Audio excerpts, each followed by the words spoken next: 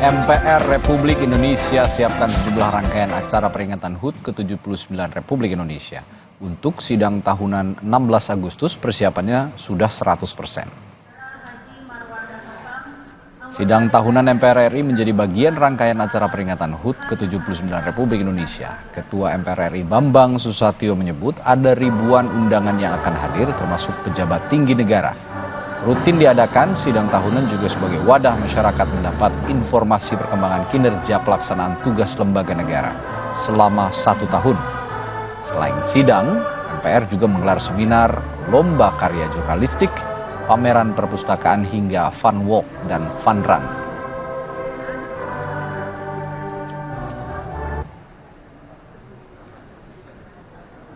Akan diselenggarakan dalam format seperti tahun lalu, yaitu dalam satu rangkaian sidang bersama DPR dan DPD yang akan dihadiri kurang lebih 2022 undangan yang terdiri dari 1.222 undangan di dalam Gedung Nusantara dan 800 tamu undangan yang ditempatkan di area Plaza Gedung Nusantara 4 MPR, DPR, DPD RI.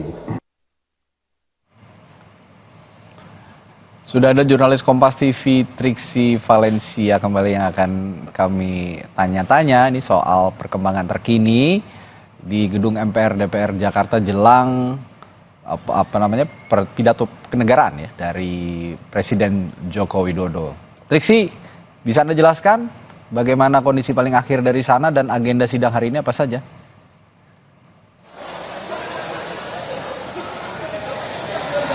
Iya, Radhi, tentu semakin ramai ya. Tadi sudah ada beberapa anggota DPR yang datang dan lalu kemudian juga langsung masuk ke gedung kura-kura. Tadi ada juga yang beberapa menyampaikan pesan-pesan maupun juga sedikit cuplikan apa yang nanti akan berlangsung di sidang tahunan MPR dan juga sidang bersama DPR dan juga DPD pada hari ini. Nanti agendanya memang dilaksanakan atau berlangsung pada pukul 9.30 waktu Indonesia bagian Barat, Radhi. Jadi memang masih akan ada yang berdatangan, kemudian juga menanti tentu saja tokoh-tokoh maupun juga yang dinantikan adalah kedatangan dari Presiden dan juga Wakil Presiden Republik Indonesia beserta jajaran. Nah, nanti memang dari acaranya sendiri akan ada beberapa hal yang kemudian kita bisa lihat bersama dari pidato maupun juga pesan-pesan yang nanti akan disampaikan dari Ketua MPR Bambang Susatyo dan juga Ketua DPR Puan Maharani. Lalu kemudian juga yang nanti akan kita lihat adalah apa saja pesan-pesan, apresiasi dan juga catatan-catatan yang diberikan kepada Presiden Joko Widodo dan juga kepemimpinannya lembaga negara yang memang ini adalah momen terakhir ataupun juga ini adalah momen bagi Presiden Jokowi atau periode pemerintahan Presiden Joko Widodo untuk melaksanakan sidang tahunan MPR dan juga sidang bersama DPR dan juga DPD.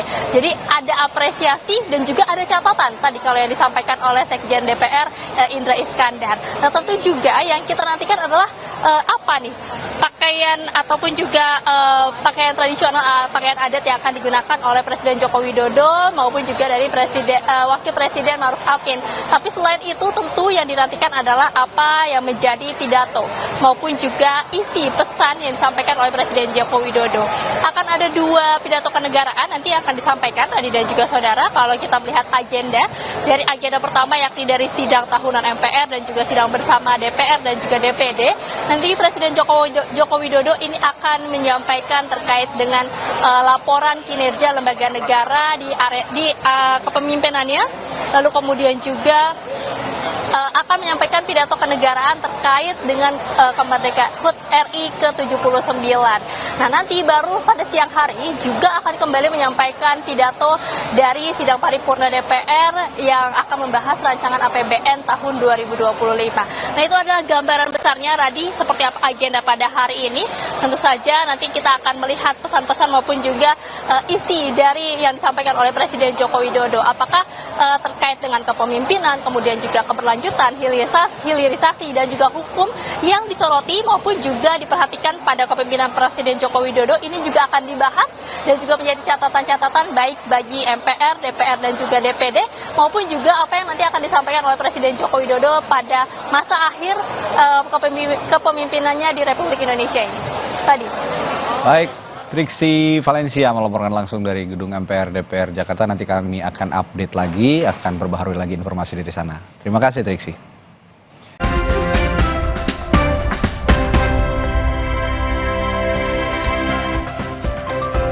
MPR Republik Indonesia siapkan sejumlah rangkaian acara peringatan HUT ke-79 Republik Indonesia. Untuk sidang tahunan 16 Agustus persiapannya sudah 100%. Sidang tahunan MPR RI menjadi bagian rangkaian acara peringatan HUT ke-79 Republik Indonesia. Ketua MPR RI Bambang Susatyo menyebut ada ribuan undangan yang akan hadir termasuk pejabat tinggi negara. Rutin diadakan, sidang tahunan juga sebagai wadah masyarakat mendapat informasi perkembangan kinerja pelaksanaan tugas lembaga negara selama 1 tahun. Selain sidang, MPR juga menggelar seminar, lomba karya jurnalistik, pameran perpustakaan hingga fun walk dan fun run.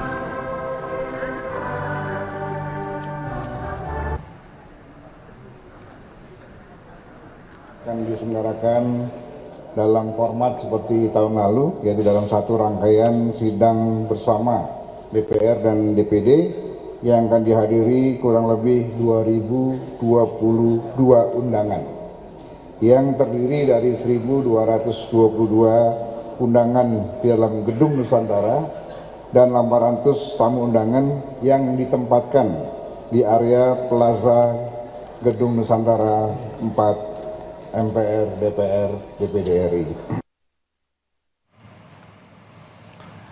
Sudah ada jurnalis Kompas TV Triksi Valencia kembali yang akan kami tanya-tanya ini soal perkembangan terkini di gedung MPR DPR Jakarta jelang pidato kenegaraan ya dari Presiden Joko Widodo. Triksi, bisa Anda jelaskan bagaimana kondisi paling akhir dari sana dan agenda sidang hari ini apa saja?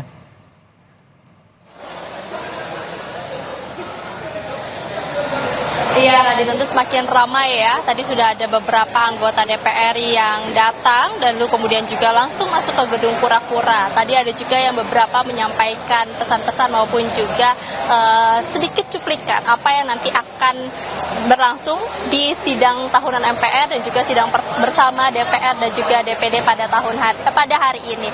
Nanti agendanya memang dilaksanakan atau berlangsung pada pukul 9.30 waktu Indonesia bagian Barat, Radit. Jadi memang masih akan ada yang berdatangan, kemudian juga menanti tentu saja tokoh-tokoh maupun juga yang dinantikan adalah kedatangan dari Presiden dan juga Wakil Presiden Republik Indonesia beserta jajaran. Dan nanti memang dari acaranya sendiri akan ada beberapa hal yang kemudian kita bisa lihat bersama dari pidato maupun juga pesan-pesan yang nanti akan disampaikan dari Ketua MPR Bambang Susatyo dan juga Ketua DPR Puan Maharani. Lalu kemudian juga yang nanti akan kita lihat adalah apa saja pesan-pesan, apresiasi dan juga catatan-catatan yang diberikan kepada Presiden Joko Widodo dan juga kepemimpinannya lembaga negara yang memang ini adalah momen terakhir ataupun juga ini adalah momen bagi Presiden Jokowi atau periode pemerintahan Presiden Joko Widodo untuk melaksanakan sidang tahunan MPR dan juga sidang bersama DPR dan juga DPD.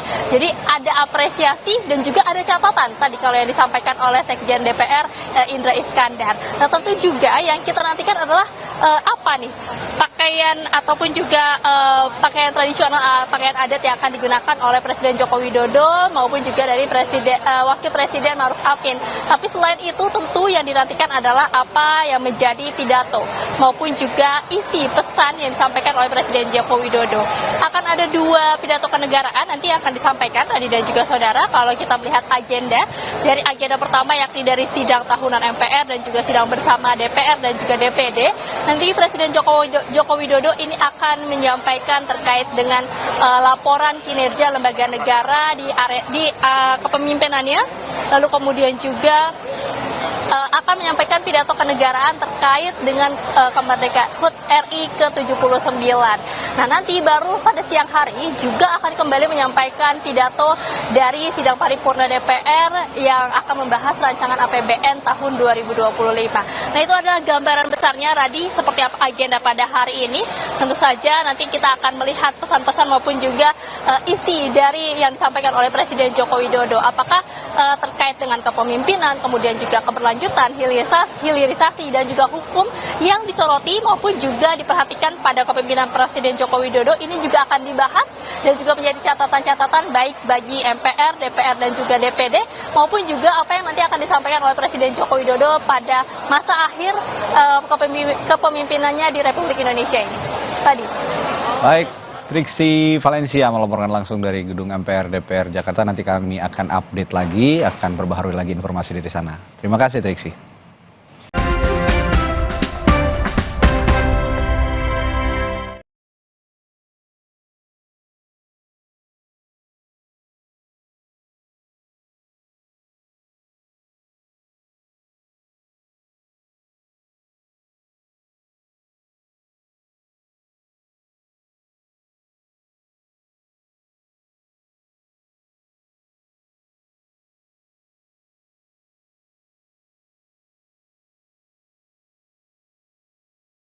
Oh, itu urusan nanti ya. Oke, baik. Jadi kita lihat dulu nih bagaimana. Dan saat ini sudah mulai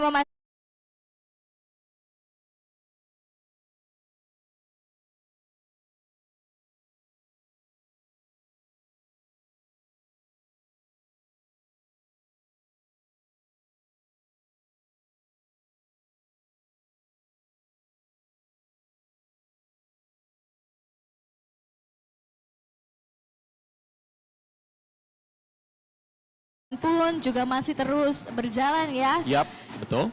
Dan keadaan di sini sungguh meriah menyambut berlangsungnya kegiatan pada hari ini, yaitu pidato dari Presiden terkait nota APBN.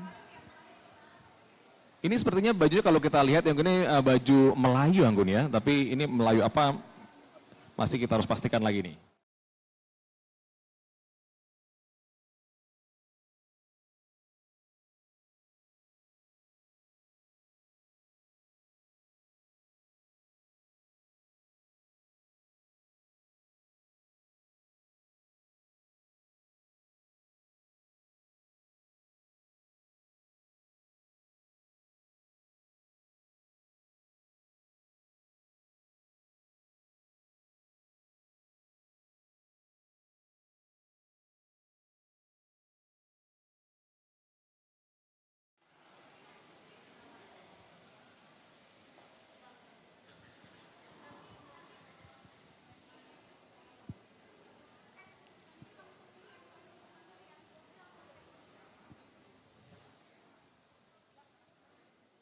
Dan kita lihat dalam layar kaca pemirsa saat ini Wakil Presiden kita Bapak Kiai Haji Ma'ruf Amin didampingi istri disambut oleh pimpinan parlemen.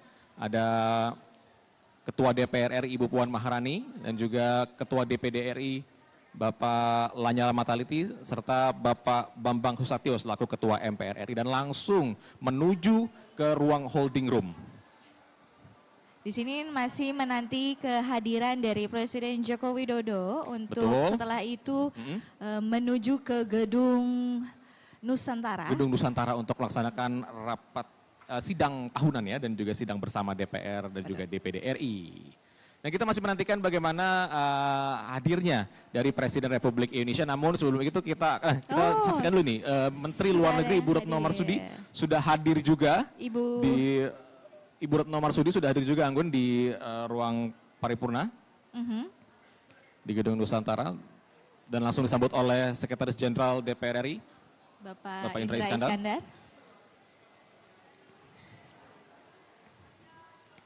Dan sembari menunggu kehadiran dari Presiden Republik Indonesia yang akan hadir beberapa saat lagi, kita akan sama-sama menyaksikan penampilan dari Nuri Zafira.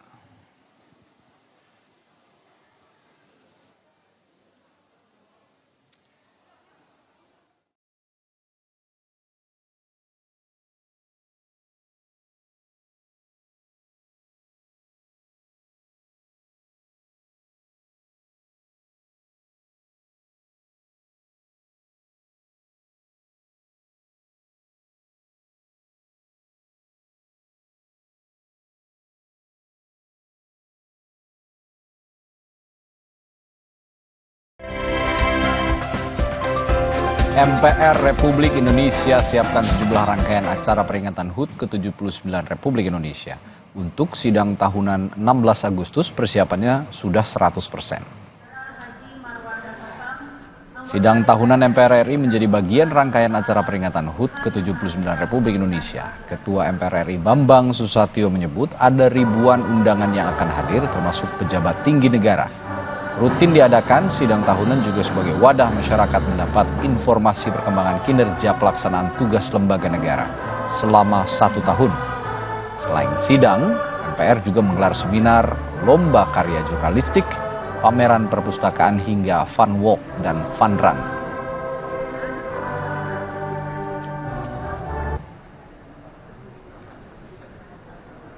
Akan diselenggarakan dalam format seperti tahun lalu, yaitu dalam satu rangkaian sidang bersama DPR dan DPD yang akan dihadiri kurang lebih 2022 undangan yang terdiri dari 1.222 undangan di dalam Gedung Nusantara dan 800 tamu undangan yang ditempatkan di area Plaza Gedung Nusantara 4 MPR, DPR, DPD RI.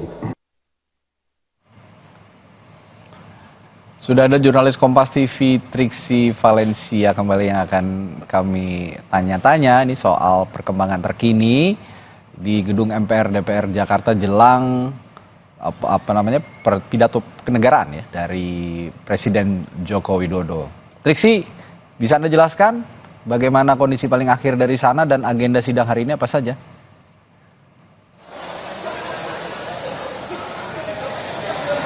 Iya, Radhi, tentu semakin ramai ya. Tadi sudah ada beberapa anggota DPR yang datang dan lalu kemudian juga langsung masuk ke gedung kura-kura. Tadi ada juga yang beberapa menyampaikan pesan-pesan maupun juga sedikit cuplikan apa yang nanti akan berlangsung di sidang tahunan MPR dan juga sidang bersama DPR dan juga DPD pada hari ini.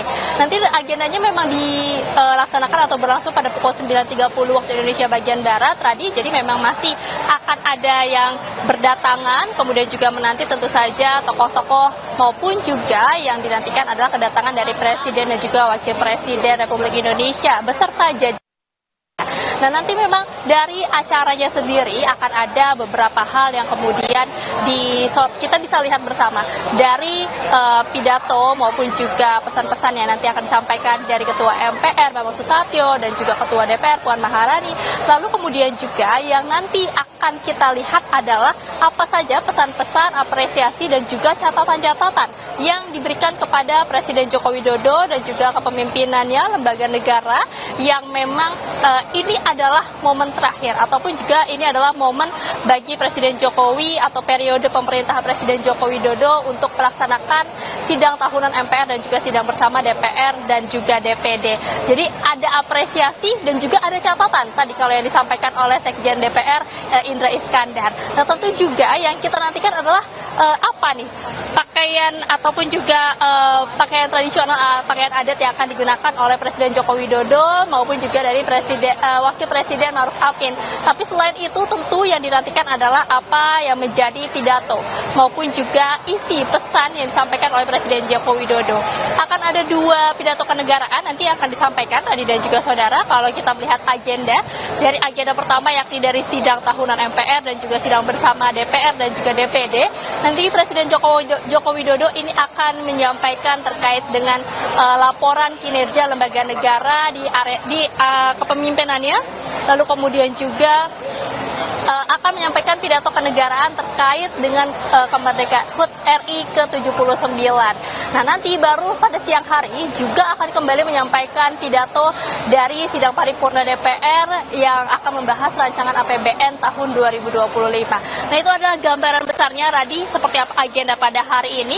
Tentu saja nanti kita akan melihat pesan-pesan maupun juga isi dari yang disampaikan oleh Presiden Joko Widodo. Apakah terkait dengan kepemimpinan, kemudian juga keberlanjutan, hilirisasi dan juga hukum yang disoroti maupun juga diperhatikan pada kepemimpinan Presiden Joko Widodo ini juga akan dibahas dan juga menjadi catatan-catatan baik bagi MPR, DPR dan juga DPD maupun juga apa yang nanti akan disampaikan oleh Presiden Joko Widodo pada masa akhir kepemimpinannya di Republik Indonesia ini. Tadi. Baik, Triksi.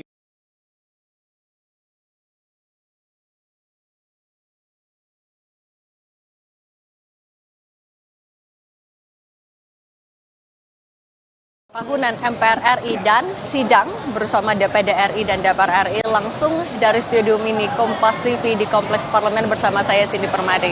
Saudara, rencananya hari ini sidang tahunan MPR RI akan dimulai sekitar pukul 9.30 pagi dan para tamu undangan yang dijadwalkan hadir ada sekitar 2.000 undangan sudah mulai datang ataupun juga tiba di area Kompleks Parlemen Jakarta. Misalnya kalau tadi ada Bambang Susatyo, Ketua MPR RI juga sudah hadir. Dan tentu yang sama-sama kita nantikan, yang kita tunggu adalah para VVIP termasuk Presiden Joko Widodo, Wapres Ma'ruf Amin. Tadi sempat disampaikan juga oleh Sekjen DPR RI soal tamu undangan pada tahun ini memang akan sedikit berbeda. Tapi yang pasti untuk mantan presiden, mantan wakil presiden tetap diundang. Beberapa tadi sudah terkonfirmasi hadir lewat Sekjen DPR RI. Ada Megawati Soekarno Putri, Tri Sutrisno, Budiono, Yusuf Kala. Nah, kemudian kalau untuk presiden dan wakil presiden terpilih tadi ditegaskan oleh Sekjen DPR RI tidak diundang karena adanya keterbatasan jumlah undangan juga. Tapi Prabowo Subianto akan tetap hadir sebagai atau kapasitasnya adalah sebagai Menteri Pertahanan dan Ketua Umum Partai Politik. Nah, agendanya selain nanti juga tentu yang ditunggu sama-sama adalah pidato Presiden RI, nantinya juga akan dimulai dengan pidato pengantar sidang bersama DPR dan DPD oleh Ketua DPR RI. Kemudian juga ada pembukaan sidang tahunan MPR oleh Ketua MPR RI. Langsung kita akan ulas hari ini akan seperti apa jalannya sidang tahunan MPR RI bersama dengan ada Mas Hoirul Umam, pengamat politik Universitas Paramadina, kemudian ada Bang Ahmad Doli Kurnia, Waketum Golkar, dan Bang Andreas Hugo Parera, politisi senior Partai Demokrasi Indonesia Perjuangan. Selamat pagi semuanya. Ini mau dipakai nih mic-nya? Boleh, silakan. Udah. Oke, mungkin saya mau mulai dari yang menarik dulu adalah konfirmasi kehadiran dari Bu Megawati Soekarno Putri, Bang Andre. Artinya kan ini jadi apa ya, sama-sama akan dilihat Pak Jokowi akan bertemu sama Bu Mega lagi akhirnya setelah sekian lama. Benar ya terkonfirmasi hadir ya Bang Andre? Ya, Ibu Mega selalu biasanya pas tanggal 16 Agustus itu biasanya hadir gitu. Mudah-mudahan tidak ada hal yang luar biasa. Oke. Nah, kan sama-sama kita nantikan adalah apa yang akan disampaikan oleh Presiden. Nanti kan juga laporan kinerjanya selama setahun terakhir. Nah, saya mau ke Mas Umam. Mas Umam, kalau kita melihat situasi di 1 tahun terakhir ini, di kepemimpinan Pak Jokowi dan juga Pak Ma'ruf Amin, apa sekiranya yang mesti disampaikan sebagai bentuk pertanggungjawabannya kepada publik? Ya, tentu pidato kali ini menjadi sangat spesial karena ini adalah pidato terakhir dari Presiden Joko Widodo mengakhiri 2 periode servis atau pengabdiannya sebagai Presiden RI. Oleh karena itu tentu saya berkeyakinan yang disampaikan oleh Presiden bukan semata-mata 1 tahun tetapi the whole years. Jadi selama periode pemerintahan tentu akan ada cukup banyak materi yang akan disampaikan, tetapi pasca pelaksanaan pemilu 2024 yang lalu salah satu pesan yang barangkali akan disampaikan adalah pesan rekonsiliasi. Dan yang selanjutnya adalah bagaimana terkait dengan konteks keberlanjutan dari program-program pembangunan supaya kemudian ada sisi yang betul-betul bisa di take over, di handover oleh pemerintahan yang akan datang. Adapun kemudian yang lain, saya pikir pesan-pesan persatuan itu menjadi penting untuk dilakukan, disampaikan, dan barangkali ada hal-hal yang sifatnya teknis tapi cukup strategis, misalnya terkait dengan isu IKN dan sebagainya. Nah, ini yang kemudian perlu kita antisipasi, meskipun barangkali akan ada kejutan-kejutan yang disampaikan oleh Presiden, baik itu terkait dengan konteks dinamika politik dan juga demokrasi belakangan ini, yang juga menjadi concern dari sekian banyak para anggota DPR, kemudian para anggota DPD, dan ini adalah bagian dari evaluasi perjalanan pemerintahan 10 tahun saat ini. Oke, berarti evaluasi dari 2014 sampai 2024 ya? Iya, kalau misal bisa kita prediksi, besar kemungkinan ya, karena ini adalah momentum paling akhir dari pidato Presiden Joko Widodo. Dan kalau misal kita mengikuti fatsun politik ya, beberapa waktu lalu sempat diskusi sama Bang Andreas tentang permintaan maaf, tapi itu di forum pengajian ya, forum doa bersama. Permintaan maaf konteksnya adalah sebuah ekspresi fatsun politik seorang pemimpin negara. Tentu ada hal-hal yang positif yang bisa dihadirkan, tetapi ada juga hal-hal yang tentu tidak bisa memuaskan banyak pihak.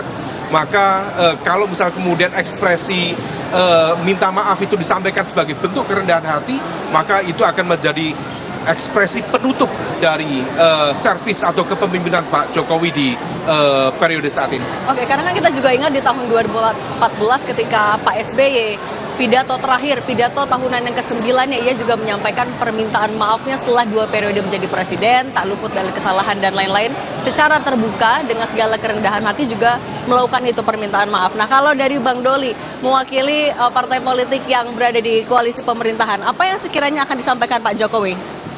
Iya, saya kira tadi benar bahwa sebetulnya ini acara rutinitas biasa saja. Setiap tahun sekali kita menghadapi 17 Agustus, ada penyampaian pidato presiden. Ya betul bahwa nanti akan yang disampaikan adalah bagaimana program-program setidaknya selama setahun ini sudah apa saja yang dilaksanakan. Tetapi karena ini memang di akhir ya masa pemerintahan periode ini, atau bahkan buat Pak Jokowi ini terakhir pidato mewakili 10 tahun 2 periode sebagai presiden ya, tentu nanti akan bicara juga tentang apa saja yang sudah diletakkan sebagai dasar ya buat pembangunan kemajuan Indonesia yang akan datang gitu. Itu yang pertama. Yang kedua, saya kira karena ya kita sudah sama-sama mengetahui hasil pemilu kemarin bahwa yang terpilih adalah Pak Prabowo dan Pak Gibran yang kemarin dalam kampanyenya adalah salah satunya berkelanjutan gitu ya. Nah tentu saya kira Pak Jokowi juga menyampaikan kira-kira ke depan apa hal-hal yang juga penting untuk dilanjutkan ya. Kemudian program-program apa saja yang juga menjadi strategis 5-10 tahun ke depan setelah beliau meletakkan dasar yang cukup kuat selama 10 tahun terakhir ini. Jadi nanti mungkin kalau kita lihat nota keuangannya itu sudah mewakili ya program-program yang akan dilanjutkan atau dilaksanakan paling tidak setahun pertama ke depan oleh pemerintahan baru nanti di bawah Pak Prabowo dan Pak Gibran. Oke, artinya kan itu adalah sesuatu yang di depan. Tapi kalau misalnya dalam pidato hari ini kan juga kita menunggu refleksinya apa. Kalau dari Partai Golkar melihatnya apa yang harus direfleksikan dari pemerintahan Pak Jokowi? Iya, saya kira secara umum ya, overall banyak hal-hal yang juga sudah di Pak Prabowo dan Pak Gibran. Oke, artinya kan itu adalah sesuatu yang di depan. Tapi kalau misalnya dalam pidato hari ini kan juga kita menunggu refleksinya apa. Kalau dari Partai Golkar melihatnya apa yang harus direfleksikan dari pemerintahan Pak Jokowi? Iya, saya kira secara umum ya, overall banyak hal-hal yang juga sudah dicatatkan ya oleh pemerintahan Pak Jokowi dan Pak Prabowo ya. Pembangunan kita terlihat cukup baik ya. Misalnya salah satunya ya yang sangat fenomenal itu kan adalah di periode ini dimulai proses ya pemindahan ibu kota negara kita yang baru yang kita sebut sebagai Nusantara itu. Ini kan juga proyek masa depan Indonesia ya. IKN itu mewakili simbol kemajuan Indonesia. Bukan hanya 5-10 tahun, tapi misalnya 50-100 tahun atau ratusan tahun. Karena dulu pada saat Indonesia merdeka meletakkan Jakarta sebagai ibu kota itu kan sekarang sudah hampir 500 tahun umurnya. Nah, jadi itu menandakan bahwa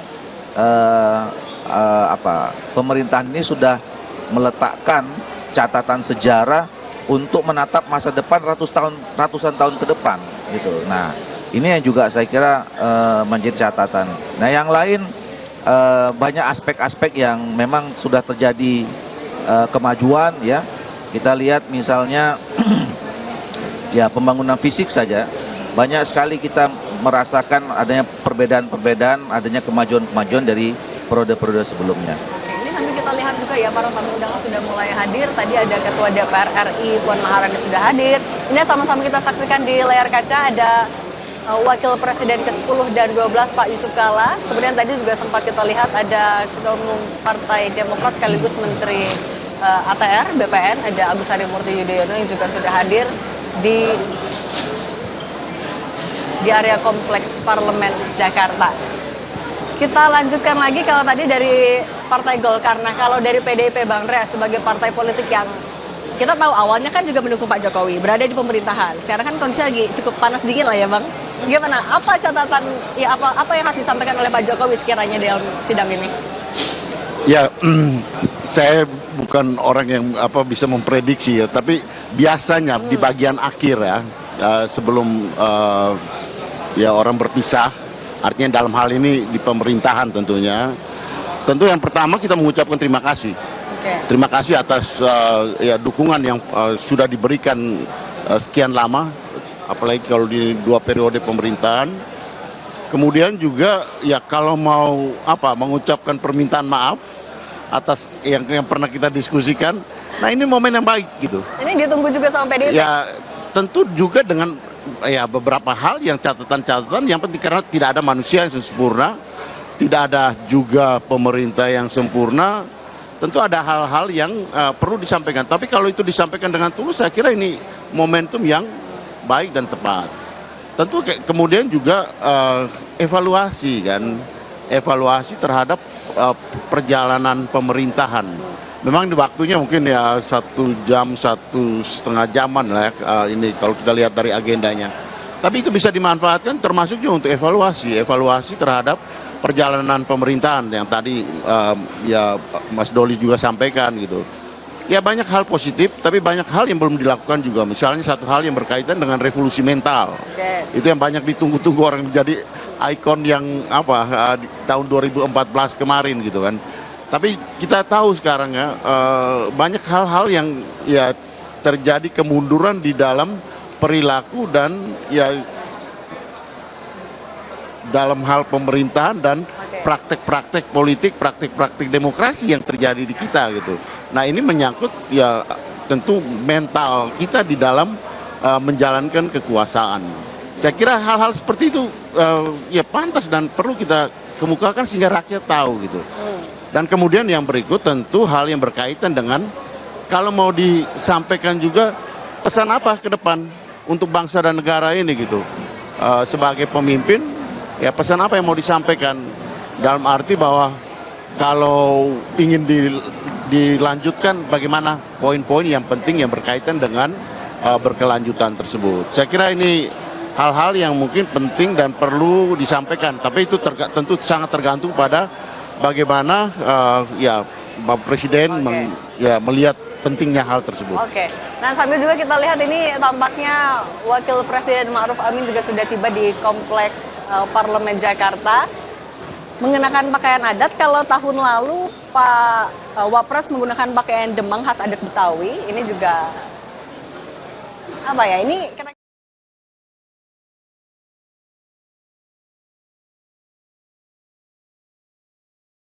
predictable ya, karena beliau kadang-kadang menggunakan baju adat yang saya sendiri jarang melihat ya. Sama kan? Iya kan? Jadi ya. mungkin dari suku-suku, mungkin daerah Kalimantan ya, seputaran ibu kota baru ya. bisa jadi. Tapi kita lihat lagi nanti karena memang fashionnya Pak Jokowi ini sangat ikonik. Betul sekali. Kalau Mbak Shirley, ada gambaran nggak kira-kira nih Pak Jokowi pakai baju apa ya? Tebak-tebakan aja nih, biar seru nih kayaknya. Dari mana ya? Nggak tahu sih, karena biasanya kan Pak Jokowi ini senang yang baru ya, sesuatu yang membuat kita belum pernah dilihat gitu ya. Benar, jadi kita lihat saja. Ini kita lihat nih, deng deng deng deng. Ini mana musiknya nih? Tadi kayaknya ada musik deh. Kita sama-sama saksikan, kita lihat. Presiden Joko Widodo dan pastinya sudah dinantikan dan juga akan disambut oleh pimpinan dari parlemen, pimpinan dari DPR, MPR dan juga DPD RI. Dan musik mulai terdengar. Kita masih sama-sama menanti. Presiden Joko Widodo untuk turun dari mobilnya.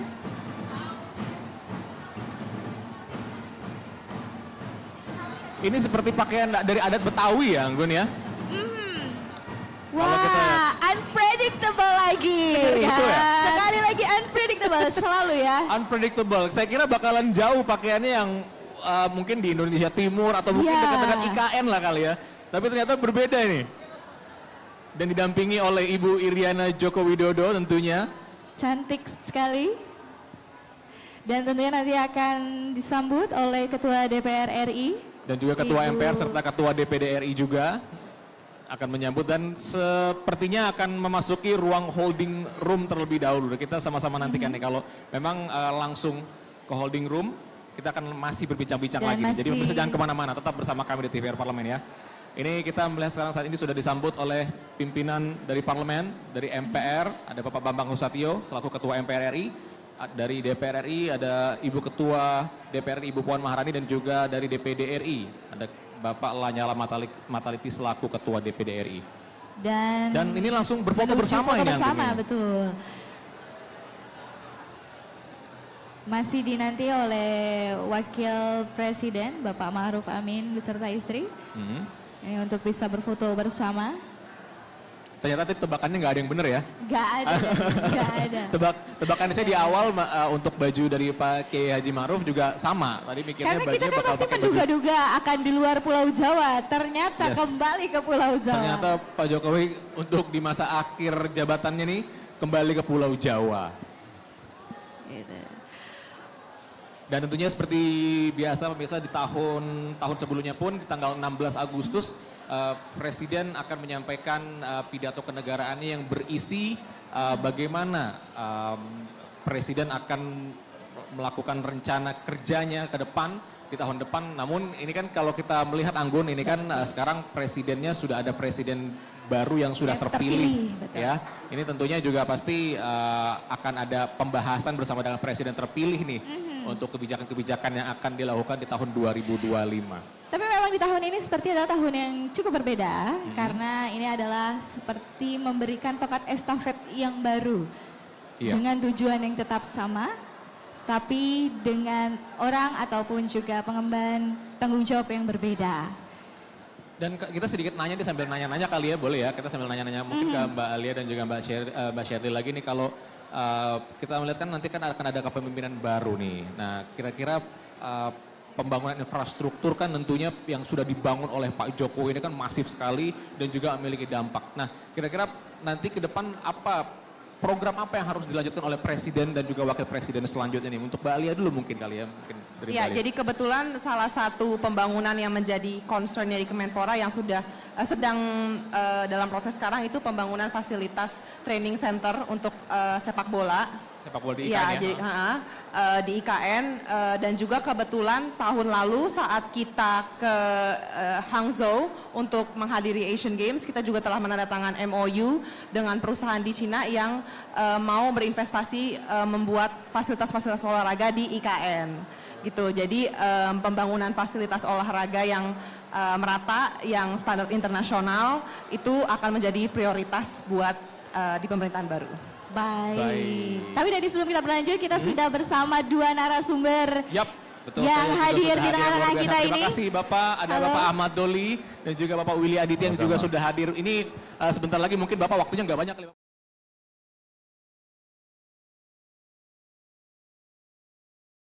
Apa sekiranya yang mesti disampaikan sebagai bentuk pertanggungjawabannya kepada publik? Ya tentu pidato kali ini menjadi sangat spesial karena ini adalah pidato terakhir dari Presiden Joko Widodo mengakhiri 2 periode servis atau pengabdiannya sebagai Presiden RI. Oleh karena itu tentu saya berkeyakinan yang disampaikan oleh Presiden bukan semata-mata 1 tahun tetapi the whole years. Jadi selama periode pemerintahan tentu akan ada cukup banyak materi yang akan disampaikan, tetapi pasca pelaksanaan pemilu 2024 yang lalu salah satu pesan yang barangkali akan disampaikan adalah pesan rekonsiliasi. Dan yang selanjutnya adalah bagaimana terkait dengan konteks keberlanjutan dari program-program pembangunan supaya kemudian ada sisi yang betul-betul bisa di take over, di handover oleh pemerintahan yang akan datang. Adapun kemudian yang lain, saya pikir pesan-pesan persatuan itu menjadi penting untuk dilakukan, disampaikan, dan barangkali ada hal-hal yang sifatnya teknis, tapi cukup strategis, misalnya terkait dengan isu IKN dan sebagainya. Nah, ini yang kemudian perlu kita antisipasi, meskipun barangkali akan ada kejutan-kejutan yang disampaikan oleh Presiden, baik itu terkait dengan konteks dinamika politik dan juga demokrasi belakangan ini, yang juga menjadi concern dari sekian banyak para anggota DPR, kemudian para anggota DPD, dan ini adalah bagian dari evaluasi perjalanan pemerintahan 10 tahun saat ini. Oke, berarti evaluasi dari 2014 sampai 2024 ya? Ya, kalau misal bisa kita prediksi, besar kemungkinan ya, karena ini adalah momentum paling akhir dari pidato Presiden Joko Widodo. Dan kalau misal kita mengikuti fatsun politik ya, beberapa waktu lalu sempat diskusi sama Bang Andreas tentang permintaan maaf, tapi itu di forum pengajian ya, forum doa bersama. Permintaan maaf konteksnya adalah sebuah ekspresi fatsun politik seorang pemimpin negara. Tentu ada hal-hal yang positif yang bisa dihadirkan, tetapi ada juga hal-hal yang tentu tidak bisa memuaskan banyak pihak. Maka kalau misal kemudian ekspresi minta maaf itu disampaikan sebagai bentuk kerendahan hati, maka itu akan menjadi ekspresi penutup dari servis atau kepemimpinan Pak Jokowi di periode saat ini. Oke, karena kan kita juga ingat di tahun 2014 ketika Pak SBY pidato terakhir, pidato tahunan yang ke-9 ia juga menyampaikan permintaan maafnya setelah 2 periode menjadi presiden, tak luput dari kesalahan dan lain-lain. Secara terbuka dengan segala kerendahan hati juga melakukan itu permintaan maaf. Nah, kalau dari Bang Doli mewakili partai politik yang berada di koalisi pemerintahan, apa yang sekiranya akan disampaikan Pak Jokowi? Iya, saya kira tadi benar bahwa sebetulnya ini acara-acara rutinitas biasa saja. Setiap tahun sekali kita menghadapi 17 Agustus, ada penyampaian pidato Presiden. Ya betul bahwa nanti akan yang disampaikan adalah bagaimana program-program setidaknya selama setahun ini sudah apa saja yang dilaksanakan. Tapi karena ini memang di akhir ya masa pemerintahan periode ini, atau bahkan buat Pak Jokowi ini terakhir pidato mewakili 10 tahun 2 periode sebagai presiden ya, tentu nanti akan bicara juga tentang apa saja yang sudah diletakkan sebagai dasar ya buat pembangunan kemajuan Indonesia yang akan datang gitu. Itu yang pertama. Yang kedua, saya kira karena ya kita sudah sama-sama mengetahui hasil pemilu kemarin bahwa yang terpilih adalah Pak Prabowo dan Pak Gibran yang kemarin dalam kampanyenya adalah salah satunya berkelanjutan gitu ya. Nah, tentu saya kira Pak Jokowi juga menyampaikan kira-kira ke depan apa hal-hal yang juga penting untuk dilanjutkan ya.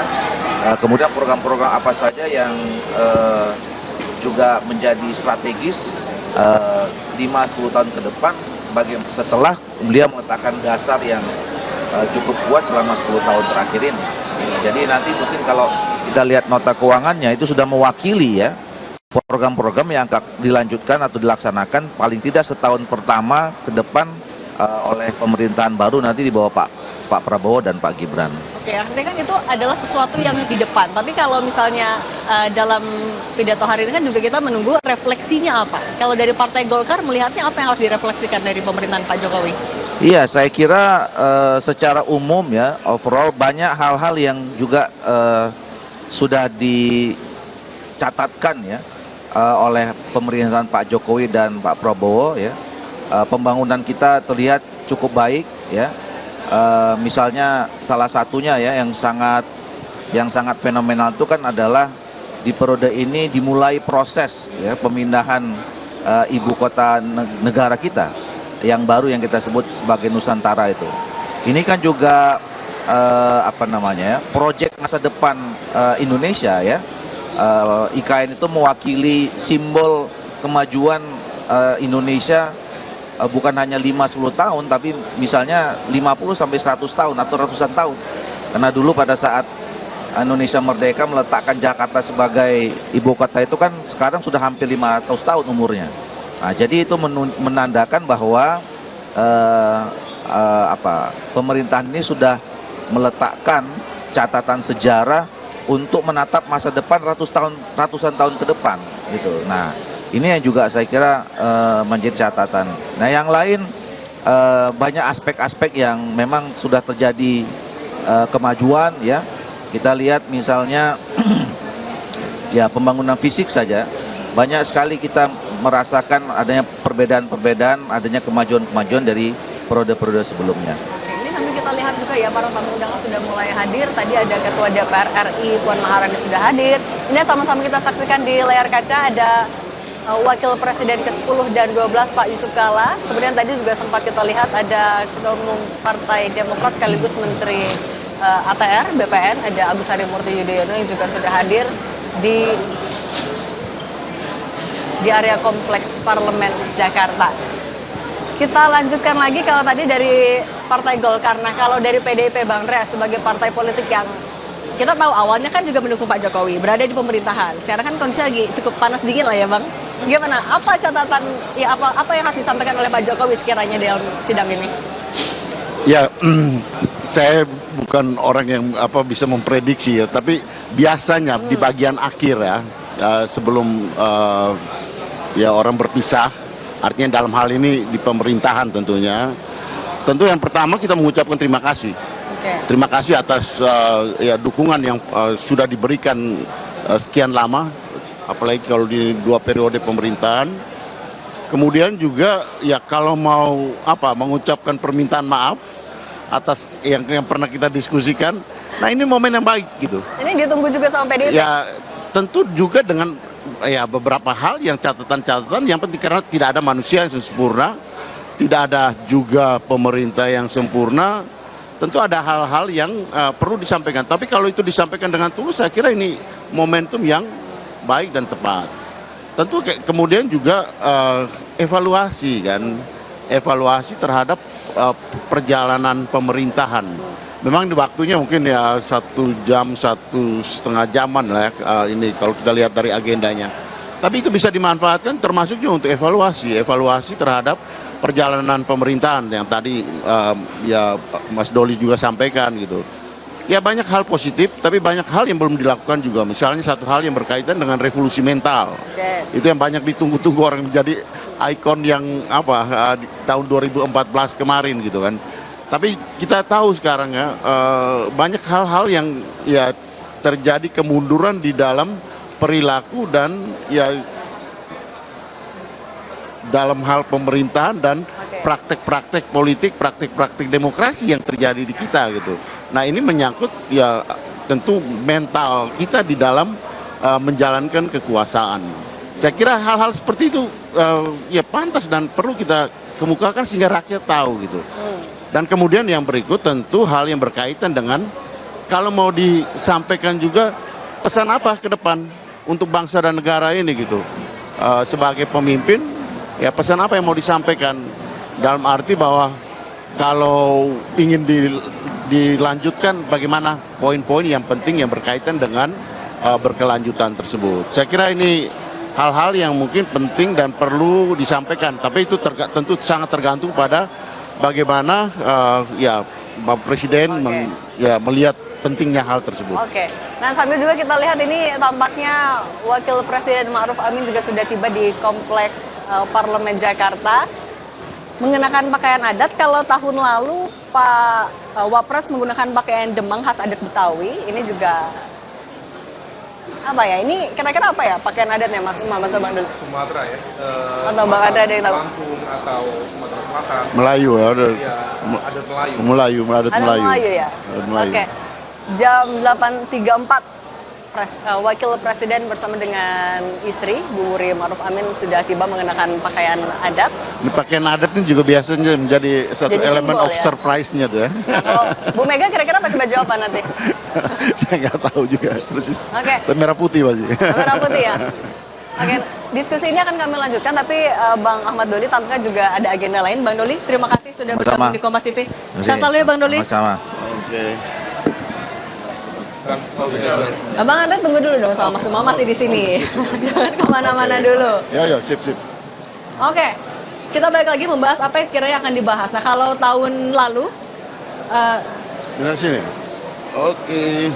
kalau tahun lalu kan 2023 yang juga jadi kritik adalah kenapa soal pemberantasan korupsi tidak dibahas sama sekali oleh Pak Jokowi. Hanya ada pencegahan korupsi. Kemudian juga soal demokrasi tidak begitu banyak dibahas. Itu juga salah satu. Dan juga soal kepercayaan publik. Itu bisa jadi modal menuju Indonesia Emas 2045. Nanti kita bahas Mas Umam dan juga Bang Andreas. Tapi jangan kemana-mana, tetap di Kompas TV, kita jeda sejenak.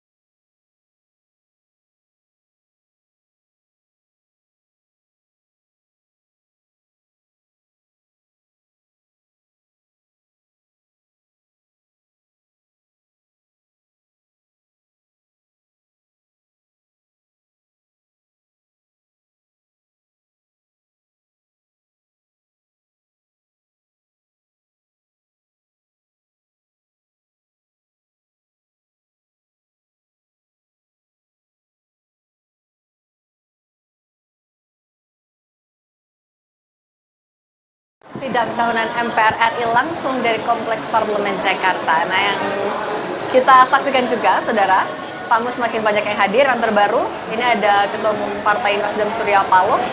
Sebelumnya, tadi kita lihat juga ada sejumlah Menteri Kabinet Indonesia Maju, mulai dari Menteri Luar Negeri, Retno Marsudi, kemudian ada Menparekraf Sandiaga Uno, ada Panglima TNI Jenderal Agus, dan didampingi dengan para kepala staf juga sudah mulai hadir karena semakin mendekati waktu dimulainya sidang tahunan MPR RI pada pukul 9.30. Nah, kita lanjutkan lagi Mas Umam dan juga Bang Andreas. Tadi kan kalau tahun lalu yang jadi kritik adalah kenapa soal pencegahan, soal pemberantasan korupsi, demokrasi tidak banyak dibahas. Kalau Mas Umam melihatnya dalam 1 tahun terakhir ini atau mungkin boleh dalam 10 tahun terakhir ini, gimana sih untuk poin-poin tadi? Iya, kalau misal terkait dengan konteks isu anti korupsi, kemudian konteks demokrasi secara general, memang itu hal yang sangat fundamental. Karena bagaimanapun juga pembangunan di Indonesia tidak bisa dilepaskan dari itu. Anti korupsi itu sesuatu yang sangat prinsipil terkait dengan agenda tata kelola pemerintahan yang bersih, yang transparan, yang akuntabel atau good governance. Problemnya kalau misal kita cermati, ada sejumlah kebijakan yang justru bukan memperkuat sebagaimana dulu yang dijanjikan, tetapi justru semakin memperlemah secara sistematis, baik di dalam konteks budaya hukum termasuk dalam konteks penegakannya. Nah, ini yang kemudian perlu dievaluasi betul, karena terjadi pencampur adukan argumen, narasi, seolah-olah digambarkan bahwa kerja-kerja anti korupsi, kerja-kerja penegakan hukum itu dianggap hanya menciptakan instabilitas politik. Dan ketika kemudian terjadi instabilitas politik, maka kemudian akan menghambat datangnya investasi. Dan seolah kemudian itu menjadi argumen untuk membungkam agenda penegakan hukum, terutama melalui lembaga-lembaga pemberantasan korupsi. Nah, ini yang kemudian tentu perlu menjadi bahan evaluasi bersama ya, baik dari kalangan eksekutif, legislatif, dan juga yudikatif. Dan di saat yang sama terkait dengan praktek berdemokrasi, tentu ada cukup banyak hal yang bisa di-highlight, mulai dari isu kebebasan sipil, kemudian check and balances secara umum, karena bagaimanapun juga kalau misal kemudian kebebasan sipil tidak tercover dengan optimal, maka mekanisme pengawasan melalui check and balances tadi itu tidak akan berjalan. Nah, kalau misal kemudian tidak berjalan, impact-nya lagi-lagi adalah kekuasaan yang kemudian menjadi kurang memiliki pengawasan yang memadai. Nah, ini yang kemudian perlu diperbaiki, bahwa kita percaya bahwa demokrasi adalah sistem politik yang kita jalankan. Kita percaya itu adalah sistem yang terbaik di antara sekian banyak pilihan, tetapi pilar-pilar demokrasi itu harus juga jangan dianggap sebagai sesuatu yang taken for granted, tetapi harus juga dijaga, dipertahankan, dirawat. Karena kalau misal tidak, mereka yang mengatasnamakan demokrasi, tapi praktik berpolitiknya justru bisa membunuh demokrasi. Bung Hatta pernah mengingatkan kita seperti itu. Oke, nah kalau Bang Andreas setuju nggak? Kalau tadi kan kata Mas Umam, tampaknya setidaknya di setahun kebelakang penegakan hukum dilihat akan memicu instabilitas politik. PDIP merasakan hal yang sama? Ya, justru dalam banyak hal, dalam banyak kasus yang kita lihat, justru antara hukum dan politik ini menjadi terjadi campur aduk persoalan yang kemudian ya kita tahu bahwa apa yang sering didengar dengan kriminalisasi melalui kasus-kasus hukum itu menjadi hal yang lumrah di dalam peristiwa-peristiwa politik terakhir ini. Saya kira kita tidak perlu tutup mata gitu terhadap kejadian-kejadian dan upaya-upaya yang dilakukan, terutama melalui penegakan hukum dalam tanda petik ya, untuk kemudian menggunakan itu untuk kekuasaan. Dan saya kira ini adalah satu bagian kemunduran dari proses demokrasi yang kita hadapi ini, gitu, kita jalani ini gitu. Sehingga yang kita harapkan ke depan ini praktik-praktik seperti ini tidak terjadi lagi gitu. Dan penting di sini ya tentu ya kritik ini perhatian dari pers, media dan masyarakat civil society ini ya bisa lebih intensif. Kenapa? Karena kalau kita flashback ya di dalam pemerintahan dulu Orde Baru, dua hal yang sering benar-benar menjadi senjata dari pemerintahan pada waktu itu kalau kita ingat kembali, yaitu pressure dan kemudian iming-iming, menjanjikan sesuatu. Pressure itu digunakan dengan segala macam cara gitu, dan kemudian iming-iming terhadap kekuasaan atau ekonomi. Nah, itu menjadi hal yang senjata dari pemerintahan Orde Baru, pemerintahan Pak Harto pada waktu itu. Saya masih ingat benar, Mas Umam, ketika saya kuliah dulu, saya diskusi dengan profesorku. Waktu itu dia bertanya gitu soal Ibu Megawati gitu. Apakah menurut saya, karena waktu itu ada Tempo yang selesai muktamar di Surabaya, profesorku tanya, apakah orang ini bisa melawan Pak Harto pada waktu itu? Saya terus terang waktu itu saya agak ragu. Tapi profesorku dia bilang gini, orang ini akan bisa menghadapi Pak Harto. Ya di samping karena dia adalah anaknya Bung Karno, tapi anaknya Bung Karno kan banyak.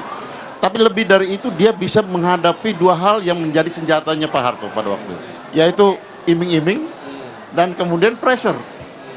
Nah, itu yang kemudian menjadi kekuatan dari ibu ketika berhadapan dengan berbagai macam situasi pada waktu itu. Nah, dua pola ini sekarang kelihatan makin sering dipraktikkan, dan menurut saya ini adalah kemunduran dari proses demokrasi yang menjadi perjuangan kita ketika tahun 98 sampai dengan awal 2000 dengan melakukan perubahan-perubahan, termasuk perubahan-perubahan ya undang-undang dasar sendiri kita lakukan perubahan-perubahan itu gitu. Jadi saya kira kalau kita bicara soal bahwa pembangunan fisik banyak hal yang terjadi perubahan gitu. Tapi perilaku politik kita ya perilaku kekuasaan ya, terutama perilaku kekuasaan, interaksi antara kekuasaan dan penguasa antara di level horizontal antara kekuatan-kekuatan politik yang elit-elit politik. Nah, ini terganggu dengan praktek-praktek yang tadi ya itu antara politik dan hukum yang itu. Oke. Kita akan lanjutkan. Nah, kalau tadi banyak catatannya, kira-kira apa yang harus dilakukan ke depannya untuk menjaga transisi ini dengan baik, Dan ini kita lihat juga Prabowo Subianto, Menteri Pertahanan sekaligus Ketua Umum Partai Gerindra dan Presiden terpilih tahun 2024-2029 juga sudah tiba di Kompleks Parlemen Jakarta. Tapi memang sempat ditegaskan oleh Sekjen DPR RI untuk Presiden dan Wakil Presiden terpilih tidak diundang. Gibran Rakabuming Raka tidak diundang, tapi kalau Prabowo Subianto hari ini hadir, kapasitasnya adalah sebagai Menteri Pertahanan sekaligus Ketua Umum Partai Politik, yaitu adalah Ketua Umum Partai Gerindra. Dan jangan kemana-mana saudara, kita masih akan pantau siapa lagi yang akan hadir di menit-menit menjelang dimulainya sidang tahunan MPR RI. Tetap bersama kami di Kompas TV. Menayangkan konten.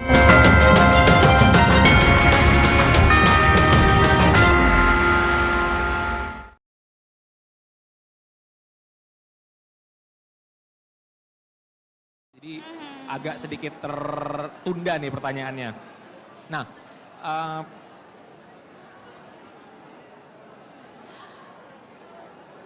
untuk Kak tentunya Arya, kan kalau ini kan kalau kita melihat ya bagaimana kondisi selama 10 tahun kepemimpinan Pak Jokowi ya, ini kita juga melihat pastinya banyak hambatan-hambatan yang dilalui oleh kementerian-kementerian, DPR dan juga seluruh lembaga-lembaga pendukung pemerintahan tentunya. Ini kalau dari Kemenpora sendiri, selama Mbak menjabat sebagai staf sus, ada nggak sih pengalaman-pengalaman atau mungkin pembahasan-pembahasan apa di DPR RI ini yang agak sedikit berkesan buat Mbak? Jadi kebetulan selama menjabat sebagai staf khusus, kebetulan saya sudah di Kemenpora dari awal-awal Bapak Zainuddin Amali menjabat sebagai Menpora dan habis itu dilanjut oleh Mas Dito Aryo Tejo. Jadi sudah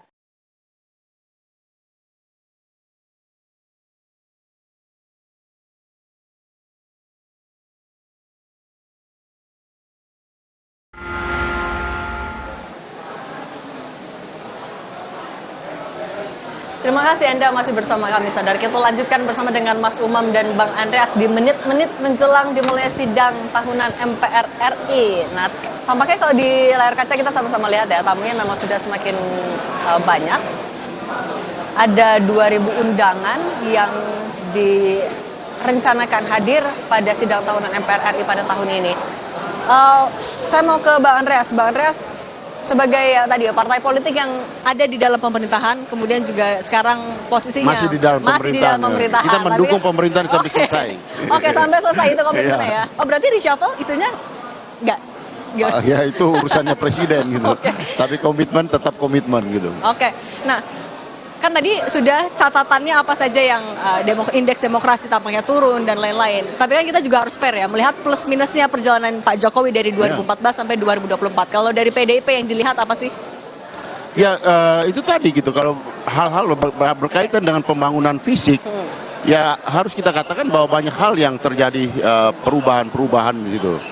Nah sayangnya di bagian akhir dari pemerintahan ini, hal yang berkaitan dengan ya infrastruktur politik, demokrasi kita, itu banyak terganggu dengan ya praktik-praktik kekuasaan yang kita semua alami. Kita lihat bagaimana terjadi dalam proses pemilu kemarin, dan kita harapkan juga di dalam pilkada ke depan ini bisa berjalan secara demokratis. Bukan hanya prosedural, tapi juga substansi demokrasi itu bisa ada di dalam peristiwa-peristiwa politik yang penting ini gitu. Karena dulu kritik kita utama terhadap pemerintahan Pak Harto di zaman Orde Baru dulu, yaitu adalah penggunaan kekuasaan, ya apa yang kita kemarin kita bicara lagi soal dinasti, soal korupsi, soal KKN, karena itulah isu utama ketika di dalam proses reformasi kemarin gitu. Nah, gejala-gejala ini ya kelihatan lagi di dalam paruh satu tahun terakhir ini gitu. Upaya untuk ya memperpanjang kekuasaan, bagaimana memasukkan berbagai macam elemen keluarga di dalam kekuasaan. Ya, saya kira hal-hal ini bukan rahasia lagi gitu, dan ini semua transparan.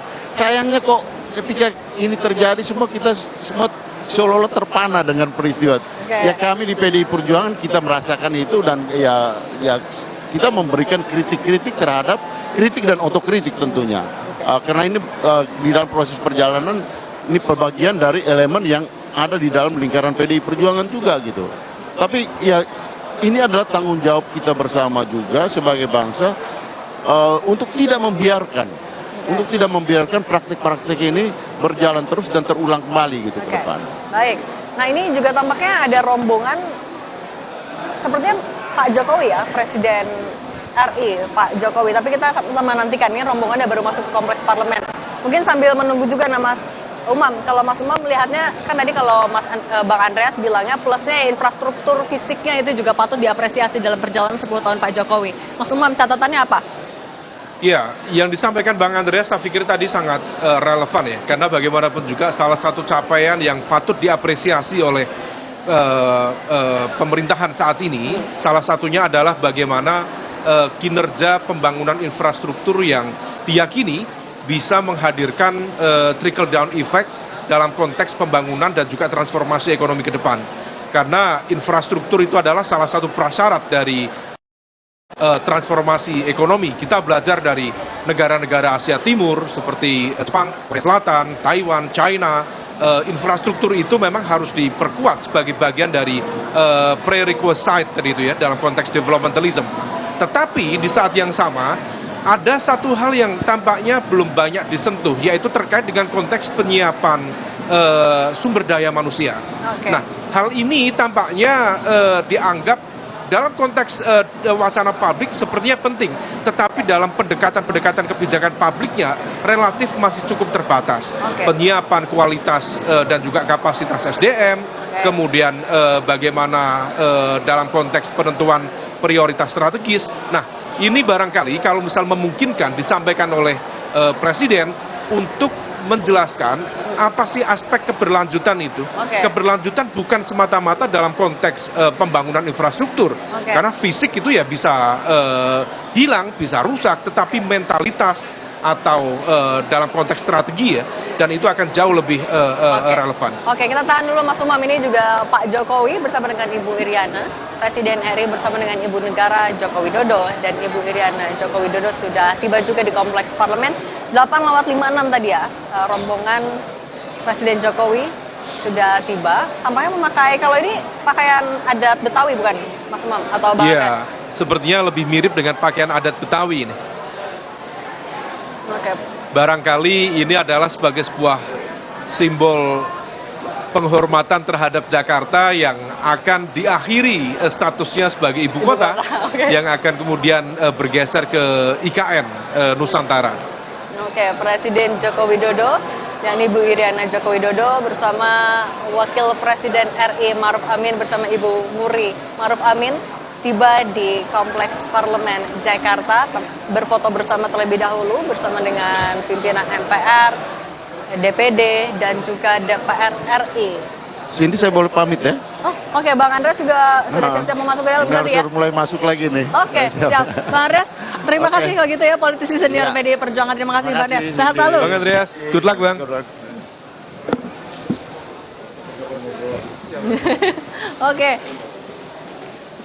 Ya, ini juga berarti jadi momen foto bareng di sidang tahunan MPR ya di periode terakhir ini ya. Iya. Ini tampaknya foto bersama dengan para pimpinan lembaga negara, dan ini menjadi simbol dari representasi kekuasaan eksekutif, legislatif, dan juga yudikatif.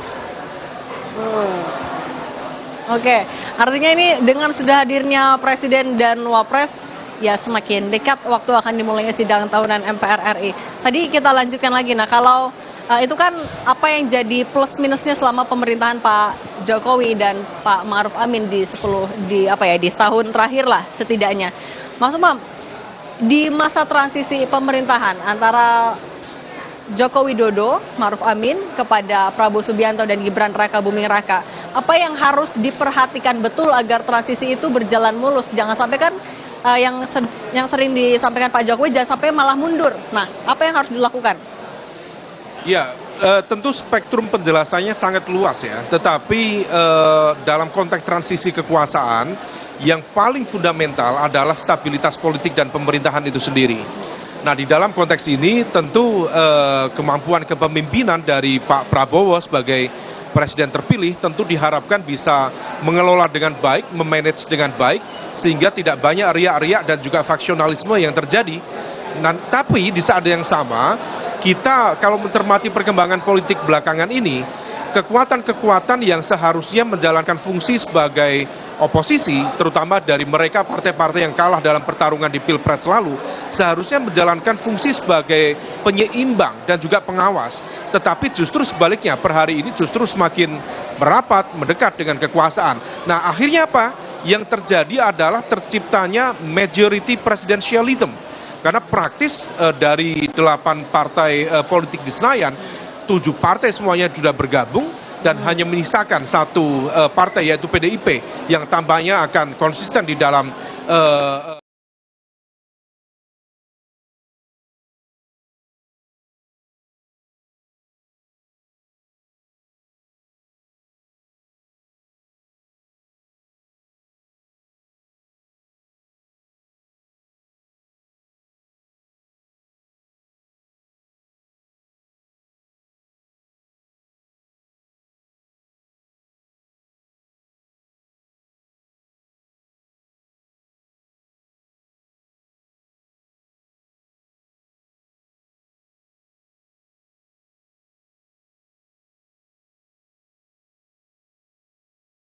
agak sedikit tertunda nih pertanyaannya. Nah,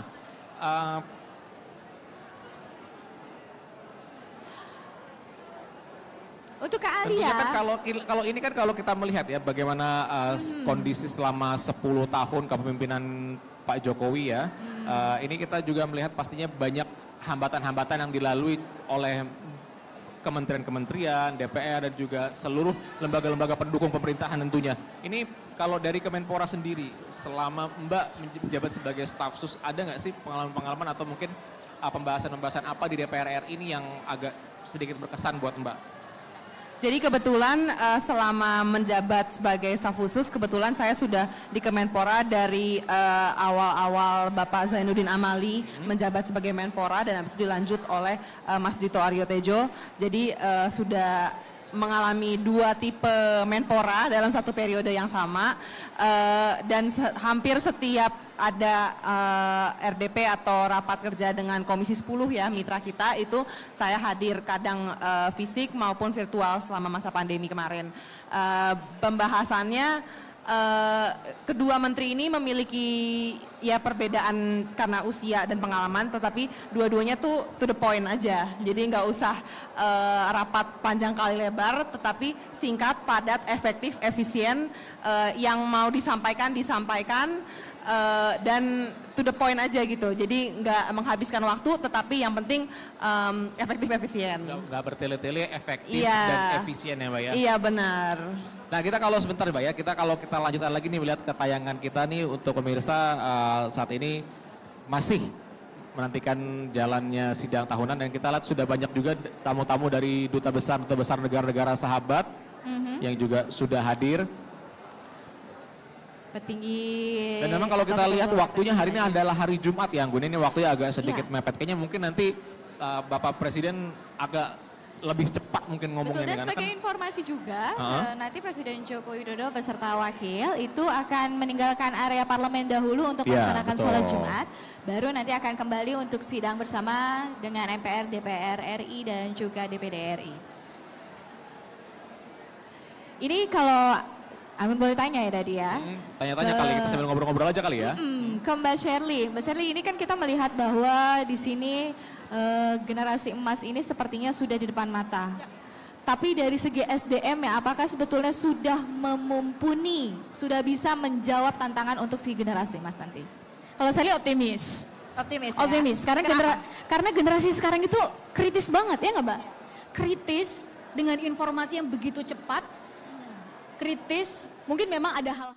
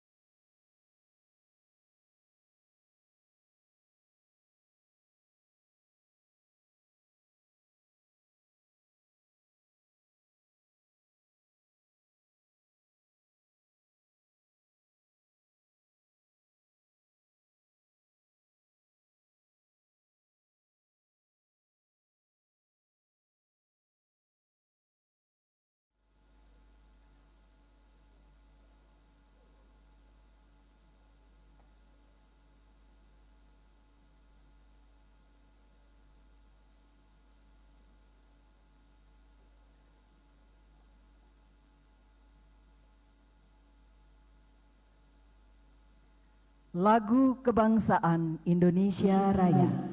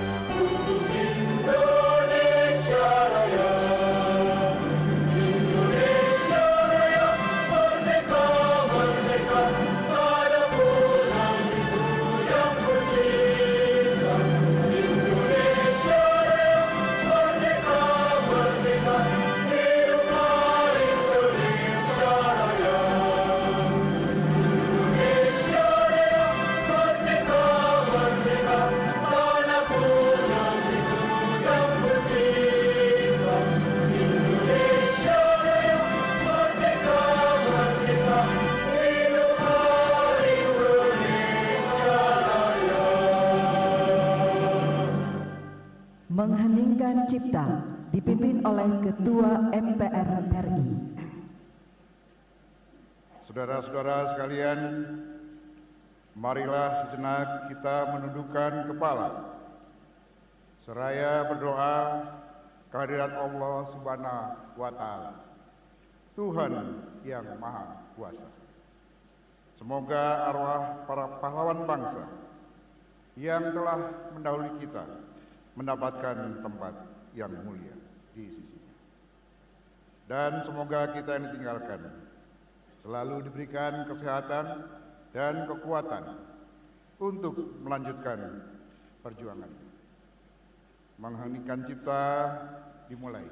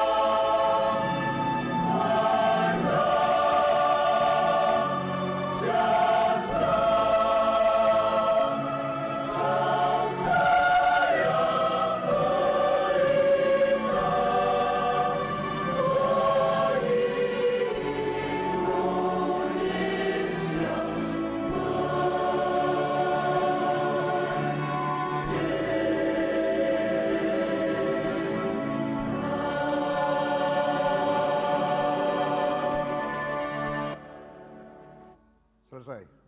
Hadirin disilakan duduk kembali.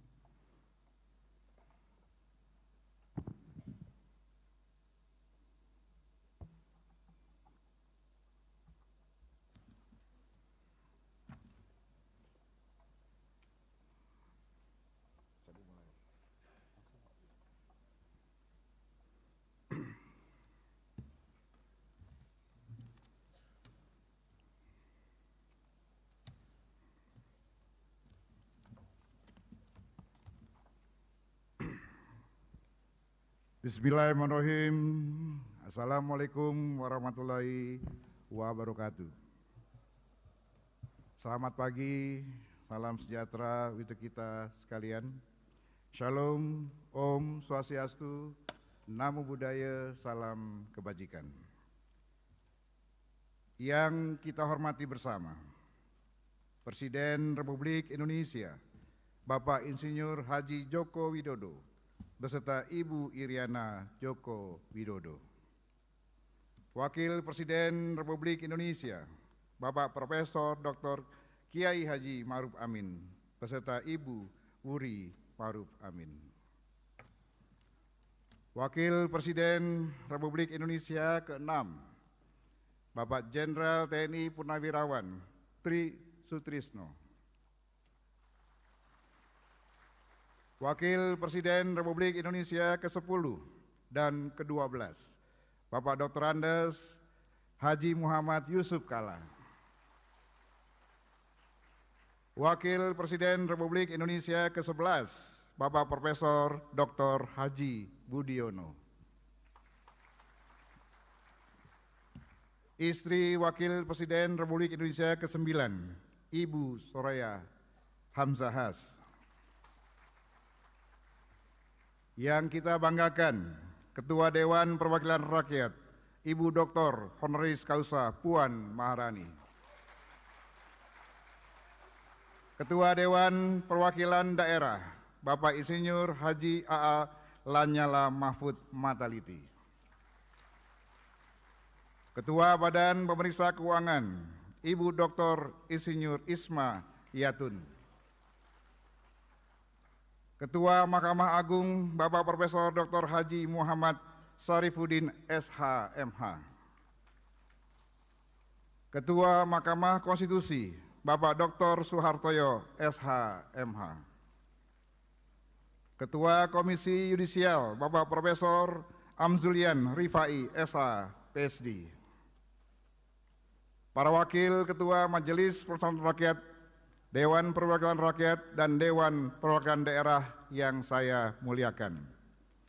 Para pimpinan lembaga-lembaga negara, dan yang teristimewa, Presiden terpilih hasil pemilihan umum tahun 2024, Bapak Jenderal TNI Purnawirawan Haji Prabowo Subianto.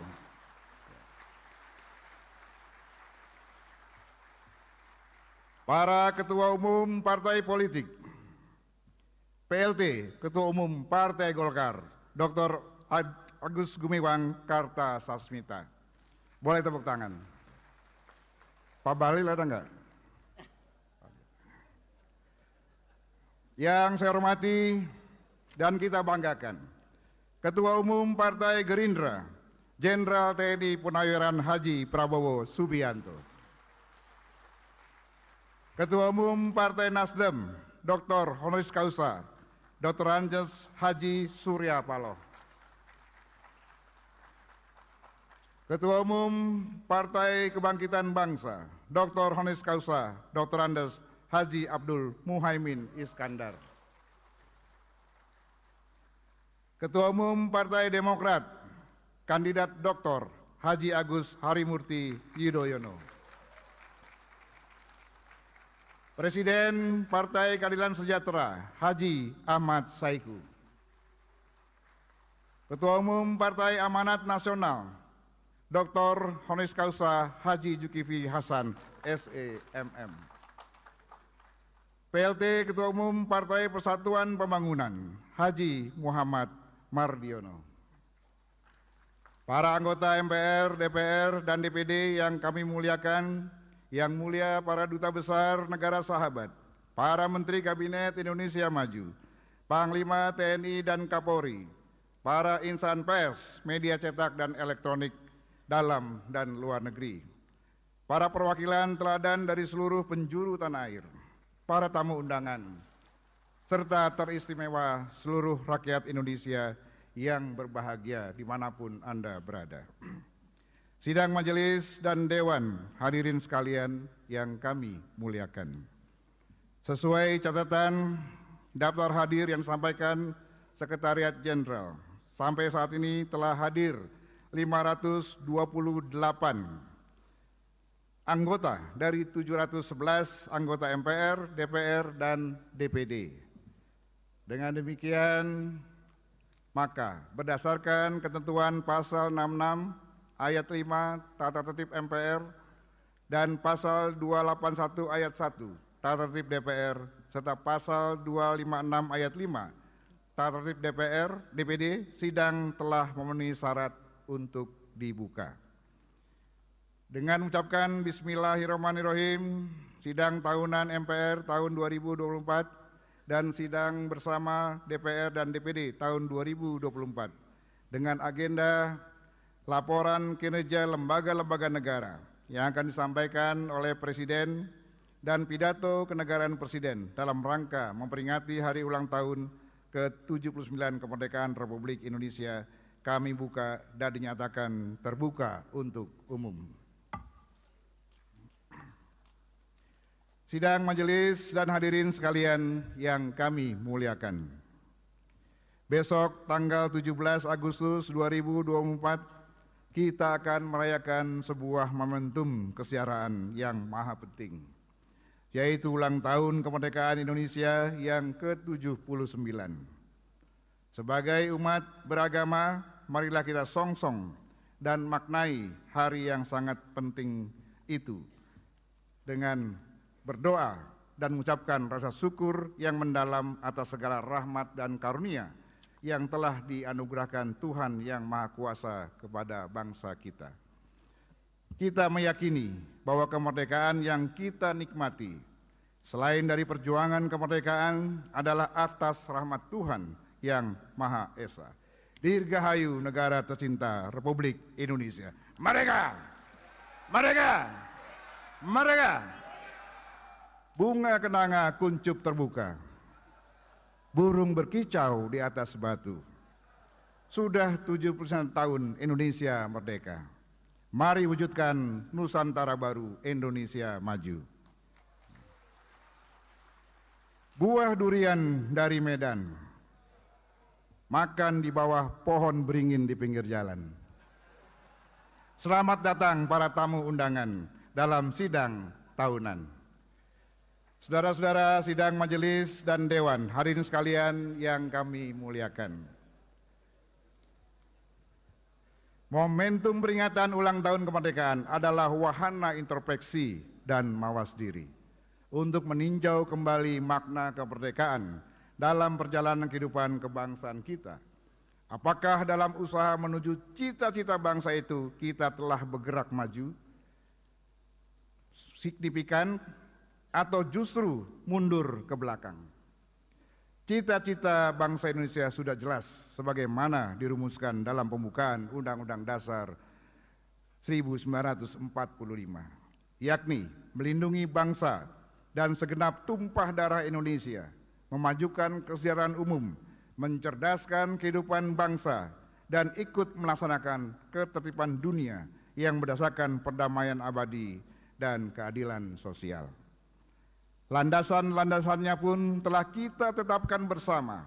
Pancasila sebagai landasan ideologis, landasan moralitas dan landasan kepribadian bangsa Indonesia. Pancasila seperti puisi yang menari lembut dalam setiap kata dan kalimatnya, merupakan pernyataan cinta yang tulus dan murni dari para pendiri bangsa untuk seluruh rakyat Indonesia. Ia bukan hanya sekedar 5 butir prinsip, tetapi merupakan sebuah komitmen yang mendalam, sebuah ikrar suci untuk menjaga dan merawat keberagaman serta persatuan kita. Sebagai landasan hukum dasar, sebagai norma dasar tata kehidupan negara dan masyarakat, kita memiliki Undang-Undang Dasar Negara Republik Indonesia tahun 1945. Sebuah dokumen yang bukan hanya menjadi landasan konstitusional bangsa, tetapi juga merupakan wujud nyata dan cita-cita para pendiri bangsa kita. Setiap pasal dan ayat dari Undang-Undang Dasar Negara Republik Indonesia tahun 1945, kita bisa merasakan getaran hati dan jiwa yang mendalam. Setiap kata adalah ungkapan kasih sayang dan dedikasi yang tulus dari para pendiri bangsa untuk merajut harapan bangsa yang lebih baik. Landasan-landasan ini sangat penting bagi setiap bangsa. Oleh karena landasan-landasan itu merupakan kebulatan pandangan hidup sekaligus cita-cita yang hendak diwujudkan dalam mencapai tujuan bernegara. Sidang majelis dan dewan hadirin sekalian yang kami muliakan. Indonesia telah mencanangkan cita-cita besar, melompat menjadi negara berpenghasilan tinggi setara dengan negara-negara maju pada tahun 2045. Cita-cita besar tersebut memerlukan komitmen kita bersama yang sudah dimulai oleh Presiden Joko Widodo dengan menetapkan 2 strategis prioritas menuju Indonesia Emas 2045, yakni melalui hilirisasi industri dan pengembangan sumber daya manusia. Proses pembangunan itu telah menciptakan jembatan yang menghubungkan setiap pulau, desa, dan masyarakat dengan harapan dan kesempatan yang baru. Untuk itu, majelis menyampaikan apresiasi yang setinggi-tingginya kepada pemerintah di bawah kepemimpinan Bapak Insinyur Joko Widodo dan Bapak Profesor Dr. Kiai Haji Ma'ruf Amin yang terus mendorong Indonesia bergerak maju dan membuktikan sebagai negara yang besar. Sejalan dengan visi Trisakti Bung Karno, bahwa sebagai bangsa yang besar, kita harus mampu berdaulat di bidang politik, berdikari di bidang ekonomi, dan berkepribadian di dalam kebudayaan. Secara estafet, visi tersebut harus tetap diperjuangkan oleh pemerintahan selanjutnya. Kepada Presiden dan Wakil Presiden terpilih periode 2024-2029, Bapak Jenderal TNI Purnawirawan Haji Prabowo Subianto dan Bapak Gibran Rakabuming Raka BSC, selain ucapan selamat atas mandat yang diberikan oleh rakyat Indonesia, kami juga mengharapkan kesinambungan pembangunan nasional. Momentum tersebut perlu kita jaga dan pelihara bersama. Tugas ini tentu tidaklah ringan, karena tantangan akan terus datang, baik dari dalam maupun dari luar.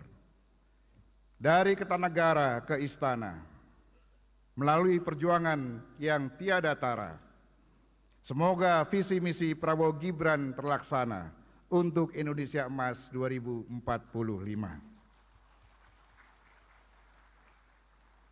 Pergi ke Solo makan soto, pulangnya ke Senayan. Selamat kepada Bapak Prabowo Subianto menjadi Presiden Republik Indonesia ke-8. Tepuk tangan untuk Pak Prabowo.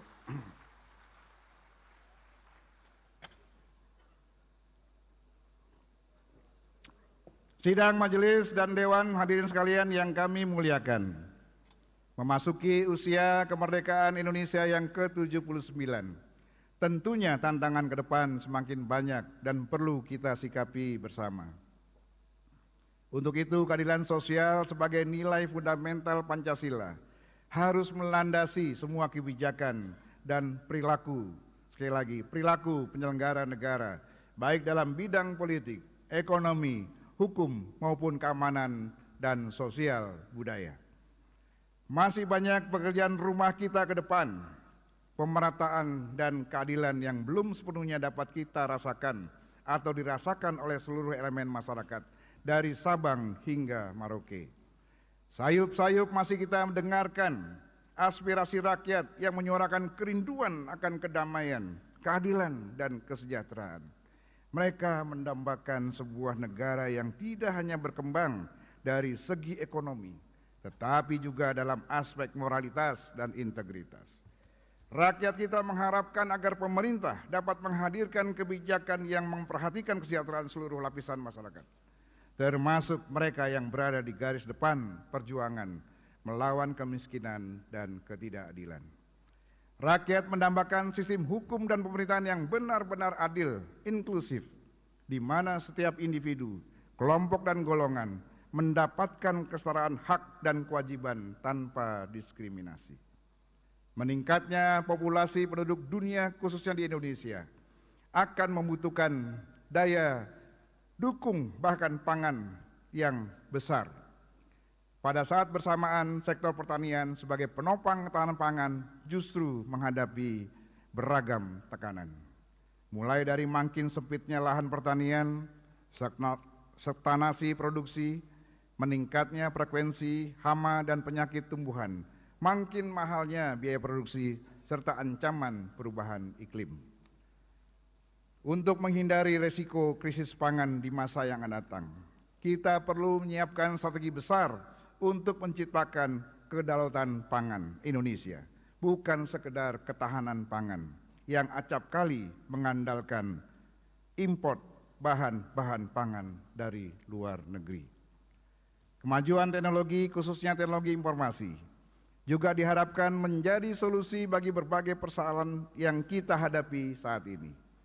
Digitalisasi layanan dari perdagangan, jasa keuangan, hingga pemerintahan berkembang semakin cepat dalam 1 dekade terakhir. Namun digitalisasi yang berkembang pesat juga meninggalkan persoalan lain, yakni melebarnya ketimpangan digital terutama di Indonesia bagian timur. Ketahanan keamanan cyber di Indonesia juga masih perlu peningkatan. Ini terkait juga dengan kasus peretasan data nasional yang mengisyaratkan urgensi ketersediaan lembaga pemerintah yang berfokus pada keamanan cyber, termasuk peraturan hukumnya. Indonesia menurut National Cyber Security Index masih menempati posisi kelima di Asia Tenggara dalam hal keamanan cyber. Kita juga telah sama-sama mengetahui dunia telah memasuki era Internet of Military Things atau Internet of Battlefield, di mana operasi militer semakin dapat dikendalikan dari jarak yang sangat jauh dengan lebih cepat, tepat, dan akurat. Untuk itu sudah saatnya Indonesia segera mempersiapkan pembentukan Matra keempat Tentara Nasional Indonesia dengan menghadirkan Angkatan Cyber. Kehadiran untuk memperkuat 3 matra yang sudah ada, yaitu Angkatan Darat, Angkatan Laut, dan Angkatan Udara. Ini penting, mengingat posisi geopolitik Indonesia masih sangat rawan, lantaran berhadapan langsung dengan trisula negara persemakmuran Inggris, yaitu Malaysia, Singapura, dan Australia, yang tergabung dalam Five Power Defense Arrangement bersama Selandia Baru dan Britania Raya. Dan si lain juga berada dalam arena pertarungan geopolitik Rusia, Tiongkok, dan Amerika.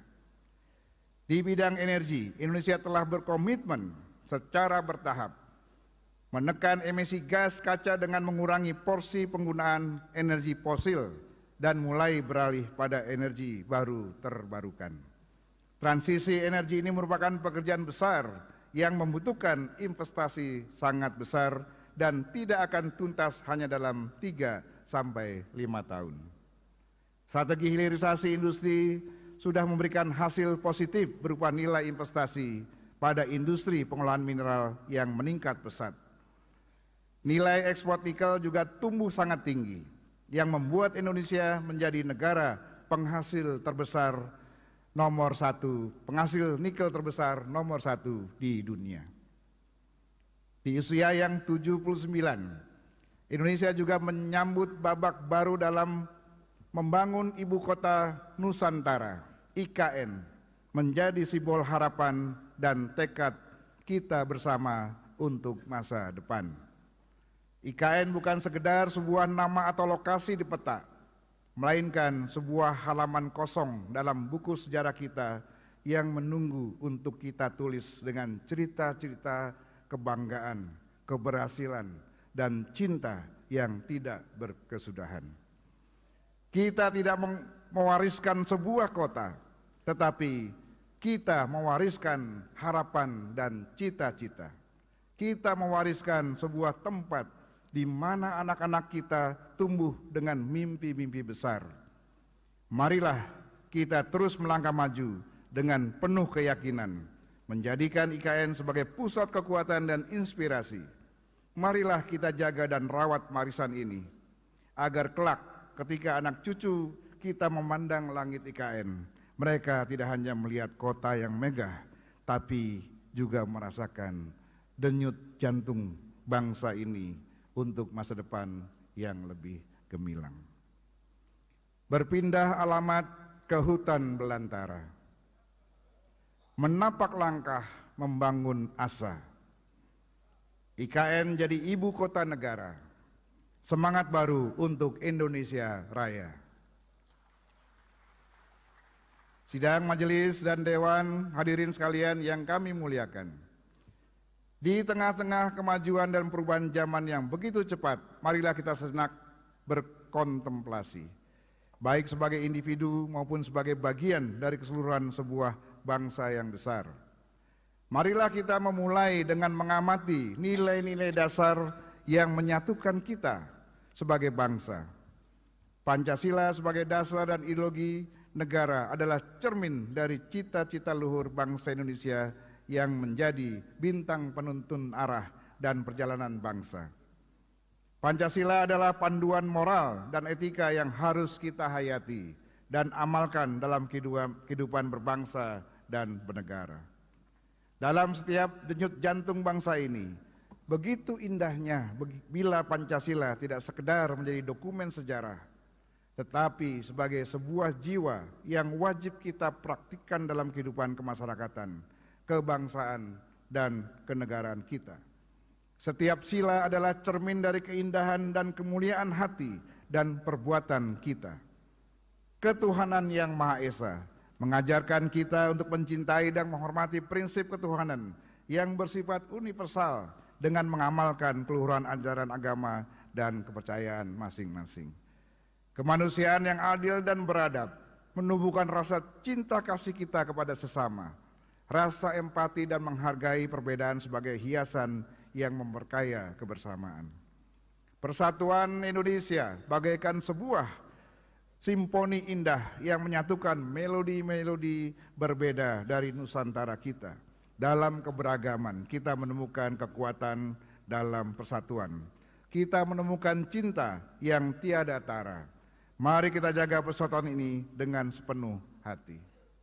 Kemudian kerakyatan yang dipimpin oleh hikmat kebijaksanaan dalam permusyawaratan perwakilan mengajarkan kita bahwa setiap kebijakan terdapat kebajikan. Mari kita tanamkan dalam hati dan laksanakan dalam perbuatan bahwa demokrasi kita adalah demokrasi yang dipimpin oleh rasa dan sikap hikmat dalam kebijaksanaan, agar setiap langkah kebijakan negara kita senantiasa membawa manfaat bagi seluruh rakyat Indonesia.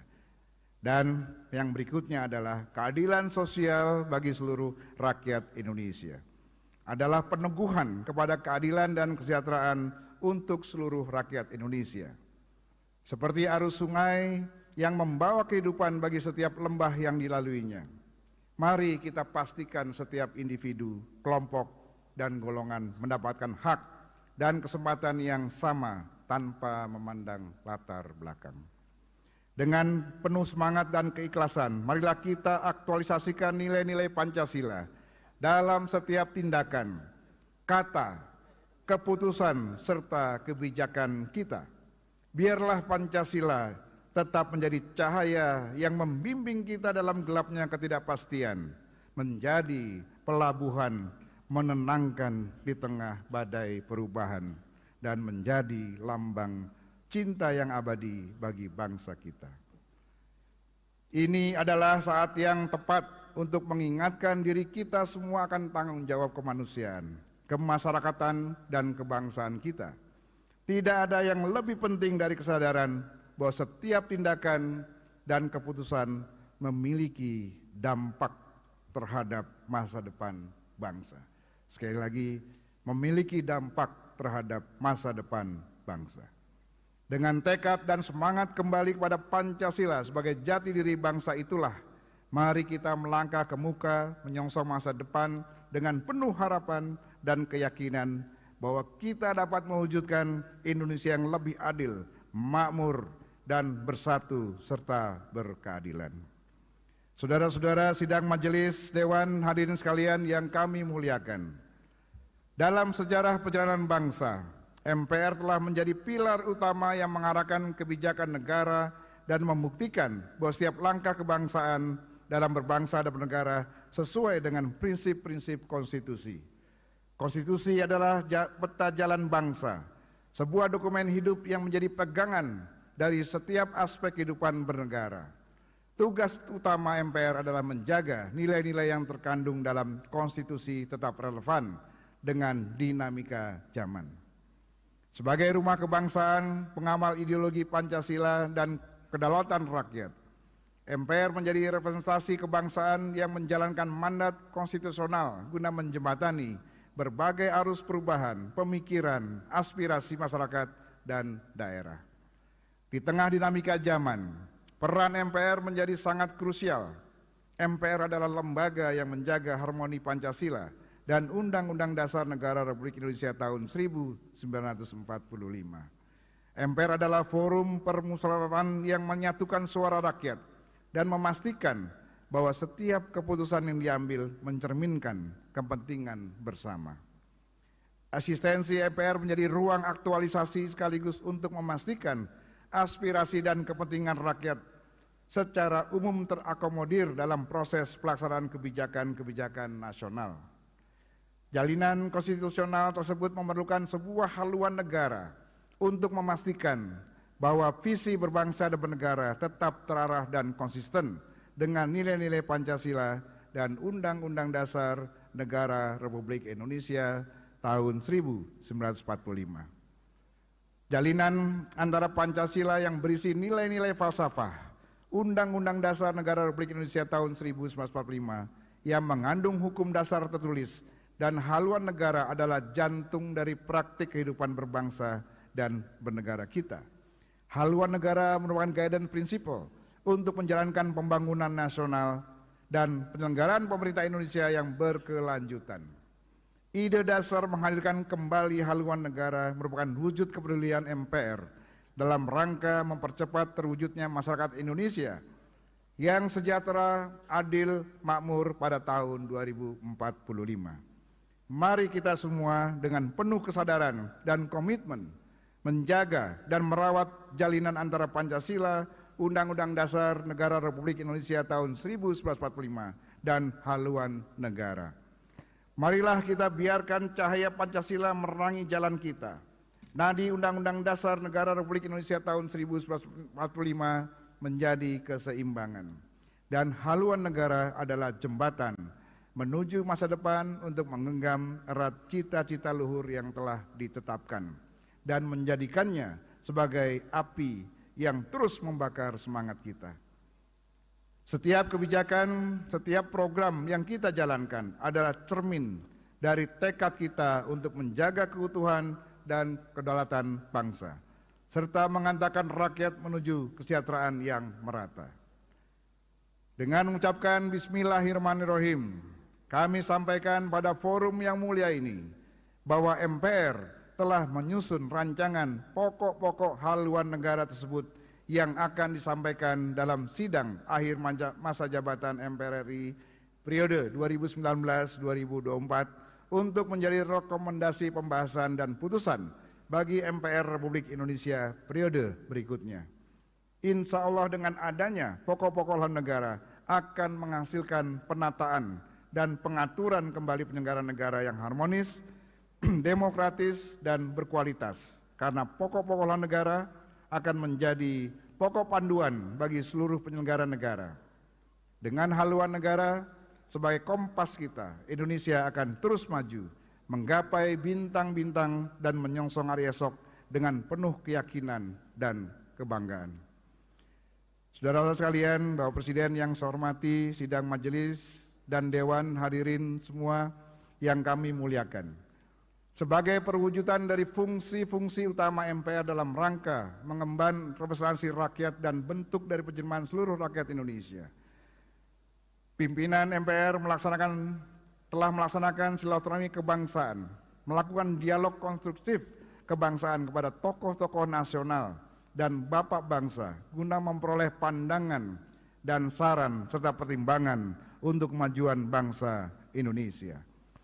Melalui kunjungan silaturahmi kebangsaan tersebut, pimpinan MPR telah menerima banyak aspirasi dan masukan yang sangat beragam dari tokoh-tokoh bangsa yang terdiri dari presiden dan wakil presiden terdahulu, ketua MPR RI terdahulu, serta para ketua umum partai politik. Meskipun beragam, namun semuanya mengerucut pada beberapa kesepahaman. Yang pertama, bahwa untuk mewujudkan Indonesia maju, kita membutuhkan komitmen dan kontribusi kolektif dari segenap elemen bangsa untuk bahu-membahu bergotong royong bersama-sama membangun bangsa. Kemudian yang kedua, bahwa untuk pembangunan nasional membutuhkan peta jalan atau roadmap dan visi jangka panjang yang tidak dibatasi oleh priorisasi pemerintahan. Kemudian yang ketiga, bahwa setelah 26 tahun era reformasi, perlu adanya evaluasi dan perbaikan dalam implementasi sistem demokrasi dan kehidupan ketatanegaraan kita. Seluruh rangkaian wewenang dan tugas yang diemban MPR adalah semata-mata dalam rangka merajut kembali keindonesiaan Indonesia yang semakin lama semakin pudar. Majelis berkeyakinan bahwa seluruh elemen bangsa, baik yang hadir di ruangan ini maupun yang menyaksikan di tempat lain, memiliki pandangan yang sama bahwa kita semua bertanggung jawab untuk kelangsungan Indonesia yang lebih baik, Indonesia yang lebih maju, dan Indonesia yang lebih bermartabat. Dalam konteks inilah kita patut menyampaikan apresiasi dan penghargaan setinggi-tingginya atas kiprah para pemimpin bangsa dari generasi ke generasi yang kami rangkum dalam rangkaian pantun. Bunga melati mekar berseri, warna putih harum mewangi, penghargaan untuk para pemimpin negeri, merah putih tetap tegak berdiri. Soekarno proklamator yang cerdas berani, Soeharto pembangunan dimulai, Habibie teknologi dibangun tinggi, Gus Dur pluralisme lestari, Megawati konstitusi tegak berdiri, SBY demokrasi yang murni, Jokowi infrastruktur terintegrasi, dan Prabowo legasi kebangsaan terpatri. Sidang majelis dan dewan hadirin sekalian yang kami muliakan, sebelum kita mendengarkan laporan kerja lembaga-lembaga negara yang akan disampaikan oleh Presiden sekaligus pidato kenegaraan Presiden dalam rangka memperingati hari ulang tahun ke-79 Republik Indonesia, perlu kami sampaikan bahwa sesuai dengan kesepakatan setelah tahun lalu sidang bersama DPR dan DPD dipimpin oleh Ketua DPD, maka pada sidang bersama DPR dan DPD tahun ini akan dipimpin oleh Ketua DPR. Selanjutnya, terakhir, sebagai ungkapan terima kasih dan harapan kami, izinkan kami menyampaikan beberapa hal untuk Bapak Jokowi dan Bapak Prabowo Subianto dan Mas Gibran dalam rangkaian pantun. Dari Solo ke Istana Negara lewat Tol Cipali, jangan lupa membawa serabi. Terima kasih untuk Pak Jokowi. Langkahmu akan dilanjutkan Pak Prabowo dalam membangun negeri. Ini untuk Pak Prabowo. Terbang tinggi burung merpati, hinggap lama di pohon mahoni. Kami titip NKRI agar rakyat hidup nyaman dalam harmoni. Kupu-kupu terbang kumbang bersama kumbang, hinggap di dahan pohon beringin yang rindang.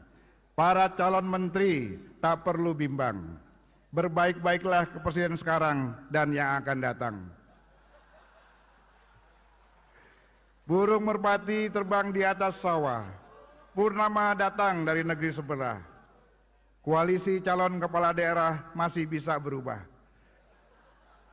Kotak kosong jangan sampai membuat kita terbelah. Demikianlah pidato pengantar sidang tahunan MPR Republik Indonesia tahun 2024.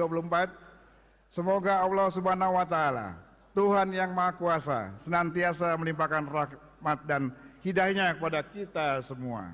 Fa inna ma'al usri yusra, inna ma'al usri yusra.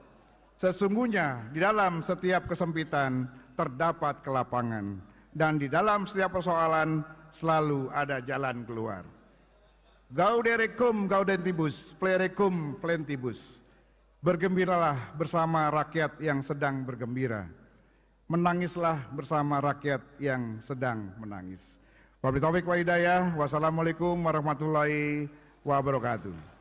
Selanjutnya saya persilakan Ketua DPR RI Ibu Dr. Honoris Causa Puan Maharani untuk memimpin sidang bersama DPR dan DPD.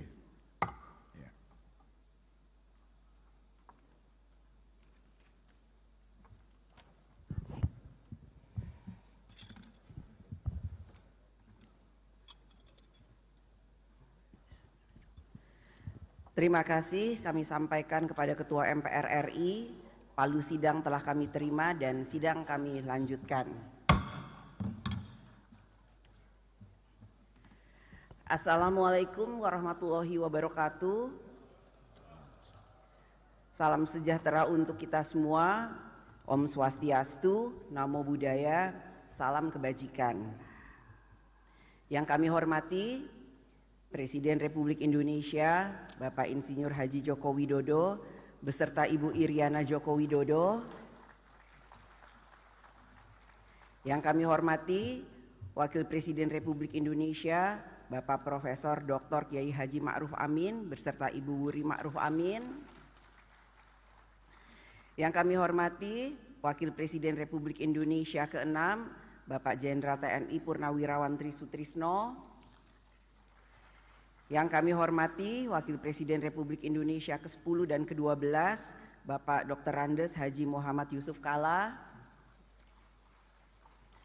Yang kami hormati Ibu Soraya, istri dari Bapak almarhum Hamzahas.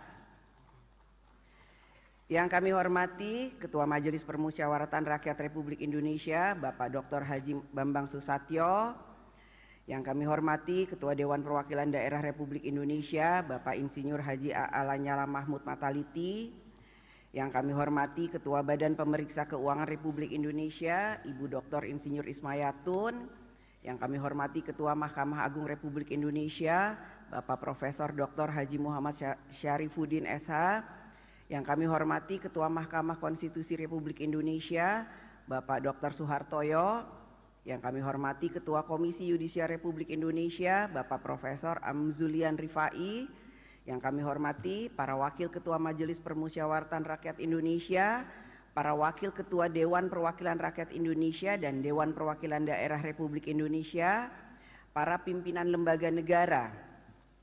Dan yang kami hormati PLT Ketua Umum Partai Golongan Karya Dr. Bapak Agus Gumiwang Kartasasmita.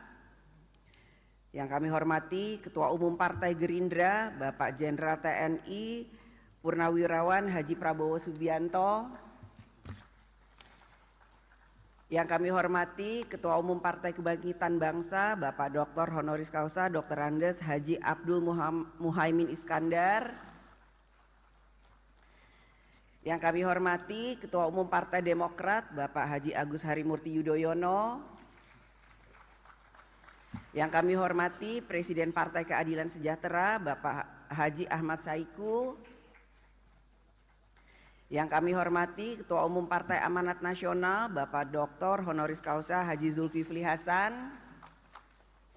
Yang kami hormati para anggota MPR RI, DPR RI, dan DPD RI, yang mulia para duta besar negara sahabat, para Menteri Kabinet Indonesia Maju, Panglima TNI, Kapolri, dan Jaksa Agung, para perwakilan teladan dari seluruh Indonesia, para insan pers, media cetak dan elektronik, para undangan yang berbahagia, serta seluruh rakyat Indonesia yang kami muliakan. Puji syukur kehadirat Allah Subhanahu wa Ta'ala, Tuhan yang Maha Esa, yang telah memberikan rahmat karunia dan hidayahnya, sehingga pada hari ini kita dapat menghadiri sidang bersama DPR RI dan DPD RI. Pada awal tahun ini, kita, bangsa dan negara Indonesia, telah melaksanakan agenda nasional yang penting dan strategis yang akan menentukan jalannya penyelenggaraan pemerintahan negara 5 tahun ke depan, yaitu pemilihan umum untuk memilih presiden dan wakil presiden, serta memilih anggota legislatif DPR RI, DPRD Provinsi, dan DPRD Kabupaten Kota, serta pemilihan anggota DPD. Kita ucapkan selamat kepada Bapak Prabowo Subianto dan Bapak Gibran Rakabuming Raka sebagai Presiden dan Wakil Presiden terpilih. Pelaksanaan pemilu bagi rakyat adalah pesta demokrasi. Rakyat dianggap menjadi penting. Rakyat diundang oleh setiap calon. Ada yang menyediakan hiburan, ada yang menyediakan konsumsi, ada yang menyediakan oleh-oleh. Rakyat bergembira menikmati pesta demokrasi. Para calon pun berupaya menyenangkan pemilih agar dapat merebut suaranya. Berusaha tampil simpatik, foto diri yang terbaik dipajang sampai ke pelosok-pelosok. Rumah makan, pohon-pohon jadi korban. Tiang listrik penuh dengan tempelan. Semua cara dilakukan untuk mendapatkan suara rakyat. Bagi yang berhasil dalam pemilu, semua hal menjadi indah untuk dikenang. Sementara bagi yang belum berhasil, merasa serba sulit. Sulit makan, sulit tidur, bahkan ada yang sulit untuk bangkit kembali.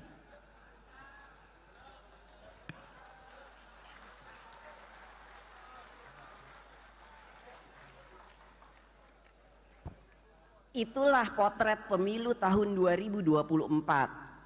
Haruslah menjadi kritik dan otokritik bagi kita semua. Pemilu 2024 telah berakhir. Rakyat telah menggunakan hak kedaulatannya dan memberikan pilihannya. Rakyat telah menilai dan memilih. Rakyat tidak dapat disalahkan atas pilihannya, apapun yang mendasari pertimbangannya. Rakyat memilih atas dasar apa yang diketahui dan dipahaminya, terlepas dari kualitas apa yang diketahui dan dipahaminya.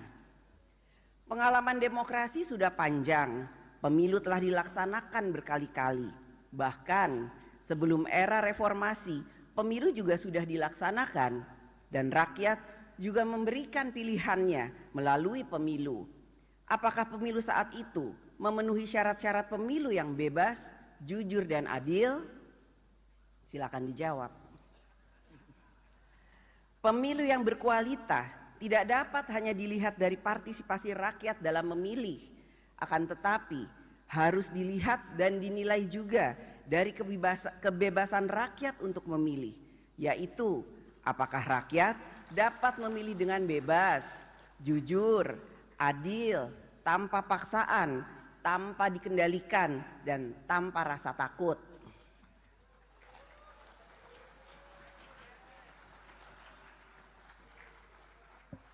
Kita semua memiliki tanggung jawab bersama untuk menjaga dan menciptakan demokrasi yang berkualitas, semakin maju, beradab, dan mencerdaskan kehidupan bangsa.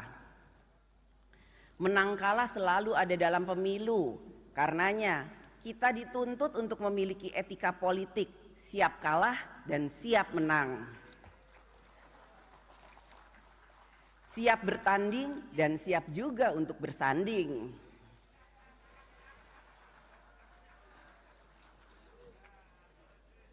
Etika politik yang sama juga menuntut pemilu dilaksanakan dengan memberikan kebebasan kepada rakyat untuk menjalankan kedaulatannya. Dalam pemilu, seharusnya rakyatlah yang jadi pemenang, sehingga berlagu adagium, suara rakyat adalah suara Tuhan, Vox Populi, Vox Dei. Hadirin sidang yang terhormat dan yang dimuliakan, dalam berdemokrasi, rakyat tidak pernah berkuasa. Rakyat hanya menentukan siapa yang akan berkuasa. Hakikat demokrasi adalah memberi jalan agar kekuasaan mendapatkan legitimasinya, sehingga kekuasaan dapat digunakan untuk mengatur bangsa dan negara bagi memberikan rakyatnya hidup sejahtera dalam harkat dan martabatnya. Akan tetapi, demokrasi dapat juga berjalan pada arah yang salah, yaitu demokrasi yang tidak menjalankan kedaulatan rakyat.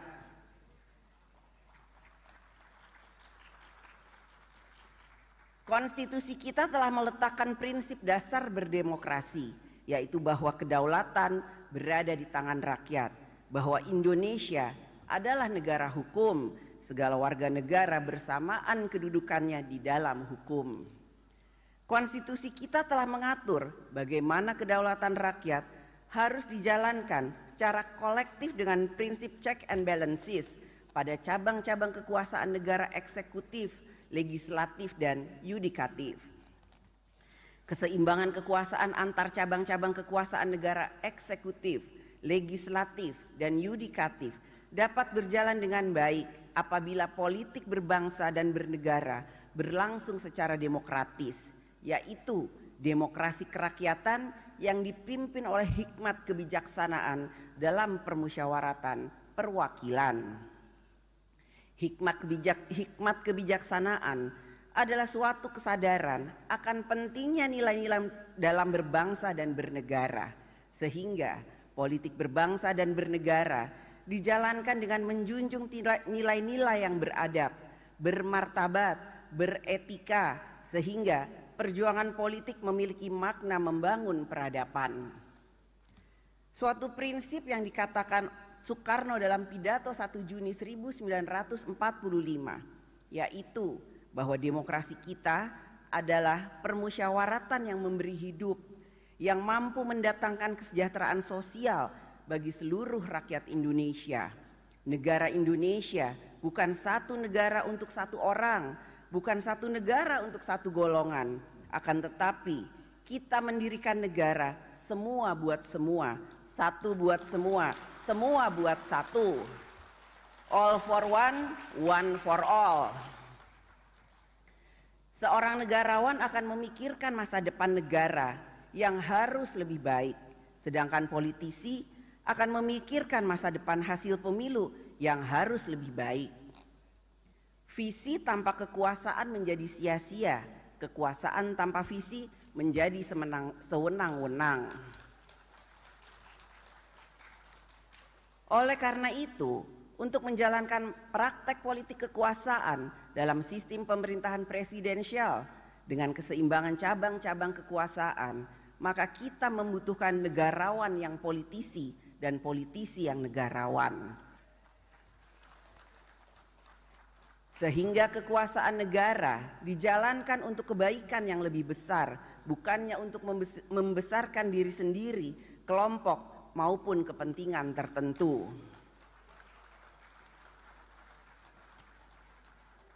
Demokrasi juga memberikan ruang kepada rakyat ikut melakukan fungsi kontrol sosial, baik melalui media massa, media elektronik, media sosial, kerja-kerja LSM, pemikiran-pemikiran akademisi, kerja-kerja ormas, dan lain sebagainya, yang bertujuan agar kekuasaan yang berasal dari rakyat digunakan sungguh-sungguh untuk kepentingan rakyat. Mewujudkan demokrasi yang sejati bukanlah jalan yang mudah, karena itu jalan yang sulit dilalui. Bukan saja kita terhenti sejenak, tetapi kita tidak boleh mundur karena tujuan kita mulia. Tujuan sejak negara ini didirikan, yaitu Indonesia untuk semua yang merdeka, bersatu, berdaulat, adil, dan makmur. Hadirin sidang yang terhormat dan yang dimuliakan, dalam praktek berdemokrasi di Indonesia saat ini berkembang juga demokrasi deliberatif, yaitu demokrasi wacana atau demokrasi berwacana. Media sosial menjadi salah satu kekuatan utama dalam demokrasi wacana, membangun opini dan persepsi. Melalui media sosial dapat diciptakan berbagai persepsi. Persepsi mengangkat citra seseorang, persepsi yang merendahkan seseorang, bahkan orang yang baik dapat dipersepsikan menjadi orang yang jahat. Begitu juga sebaliknya, orang yang jahat dipersepsikan menjadi orang yang baik. Orang yang salah menjadi orang yang benar, orang yang benar menjadi orang yang salah.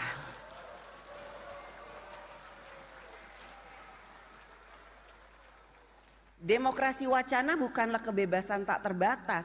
Batas dari hak setiap warga negara di dalam negara demokratis adalah menjamin hak warga negara yang lain sama pentingnya. Hak warga negara dibatasi oleh hak warga negara yang lainnya. Oleh karena itu, peran negara diperlukan untuk menjamin hak berdemokrasi yang sama bagi semua warga negara, hak mendapatkan rasa aman bagi semua warga negara, hak untuk hidup tentram yang sama bagi semua warga negara. Peran negara adalah untuk menjamin dan melindungi harkat dan martabat setiap warga negara. Berdialektika dalam demokrasi wacana mensyaratkan para pihak yang berdialektika memiliki kualitas informasi dan pengetahuan yang berimbang. Tanpa syarat ini, maka dialektika tidak berjalan. Brainstorming menjadi brainwashing. Dalam jangka menengah panjang terjadi pengendalian persepsi. Berbagai permasalahan yang dihadapi rakyat semakin membutuhkan kehadiran negara. Ketika negara terlambat atau tidak responsif, rakyat mengambil inisiatifnya sendiri dengan memviralkan di media sosial, no viral, no justice. Menjadi tanggung jawab bagi kita bersama, lembaga kekuasaan negara, DPR RI, DPD RI, pemerintah pusat dan daerah, MA, MK, TNI, Polri untuk menjalankan kekuasaan negara secara efektif, responsif, cepat, memperhatikan rasa keadilan, rasa kepatutan dalam menangani setiap urusan rakyat, sehingga rakyat merasakan kehadiran negara. Kehadiran negara jangan menunggu viral for justice. Kehadiran negara adalah hadirnya keadilan dan kesejahteraan bagi rakyat. Hadirin sidang yang terhormat dan yang dimuliakan, besok 17 Agustus 2024 adalah 79 tahun hari ulang tahun kemerdekaan Republik Indonesia. 79 tahun kita menjadi Indonesia. Menjadi Indonesia berarti kita bertekad dan bekerja untuk memiliki suatu bangsa dan negara yang berkarakter Indonesia. Sudah 79 tahun bangsa dan negara ini membangun di berbagai bidang, politik, hankam, sosial, ekonomi, budaya, religi, hak asasi manusia, lingkungan hidup dan lain sebagainya. Kita selayaknya berterima kasih atas upaya setiap pemerintahan untuk membangun Indonesia dan mengatasi tantangan di setiap zamannya. Karenanya kami ucapkan terima kasih juga kepada Presiden Insinyur Haji Joko Widodo dan Wakil Presiden Kiai Haji Ma'ruf Amin yang akan segera berakhir masa tugasnya atas upaya dan kerjanya selama 10 tahun ini dalam membangun Indonesia. Kita tentu tidak dapat hanya fokus pada hal-hal yang telah berhasil dicapai, maupun hanya fokus pada hal-hal yang belum berhasil dicapai. Fokus pada hal-hal yang telah dicapai mengantarkan kita hanya akan fokus untuk melanjutkan. Fokus pada hal-hal yang belum berhasil dicapai mengantarkan kita hanya akan fokus untuk melakukan perubahan atau penyempurnaan.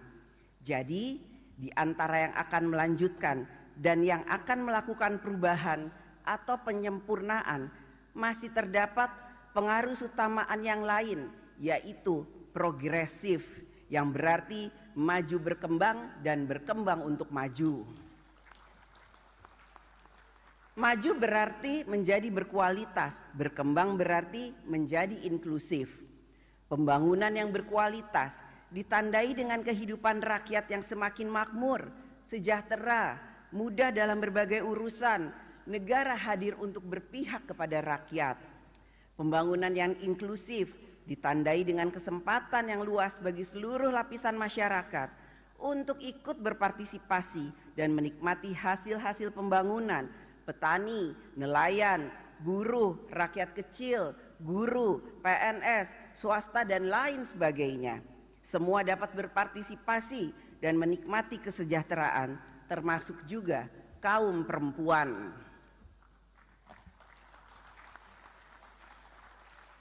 Pembangunan yang inklusif juga memberikan ruang bagi perempuan dalam pembangunan.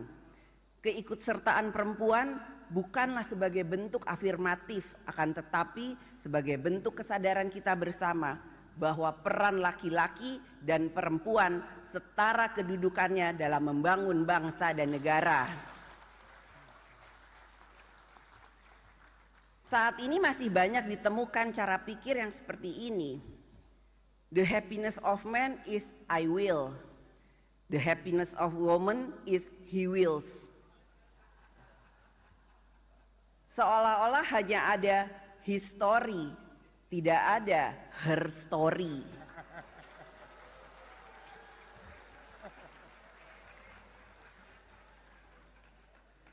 Cara pikir dan cara sikap yang seperti inilah yang harus dirubah. Kesetaraan antara laki-laki dan perempuan bukan didasarkan karena kebencian pada kaum laki-laki. Akan tetapi atas kesadaran bahwa harkat dan martabat manusia sama, baik laki-laki maupun perempuan, baik kulit putih maupun kulit hitam, baik rambut lurus maupun rambut keriting, harkat dan martabat manusia adalah sama. Kesetaraan perempuan dan laki-laki tetap mengakui dan menghormati kodrat masing-masing. Tidak mungkin atas nama kesetaraan perempuan menggunakan pakaian laki-laki dan laki-laki menggunakan pakaian perempuan. Apa jadinya kalau laki-laki yang hadir di sini menggunakan pakaian perempuan demi kesetaraan? Kesetaraan tetap mengakui kodrat yang berbeda antara perempuan dan laki-laki. Perempuan dan laki-laki mempunyai hak yang sama untuk maju, sejahtera, berkarya, berprestasi, dan hak yang sama dalam pekerjaan serta jabatan-jabatan publik. Ayo perempuan Indonesia, tunjukkan bahwa kita adalah perempuan-perempuan hebat.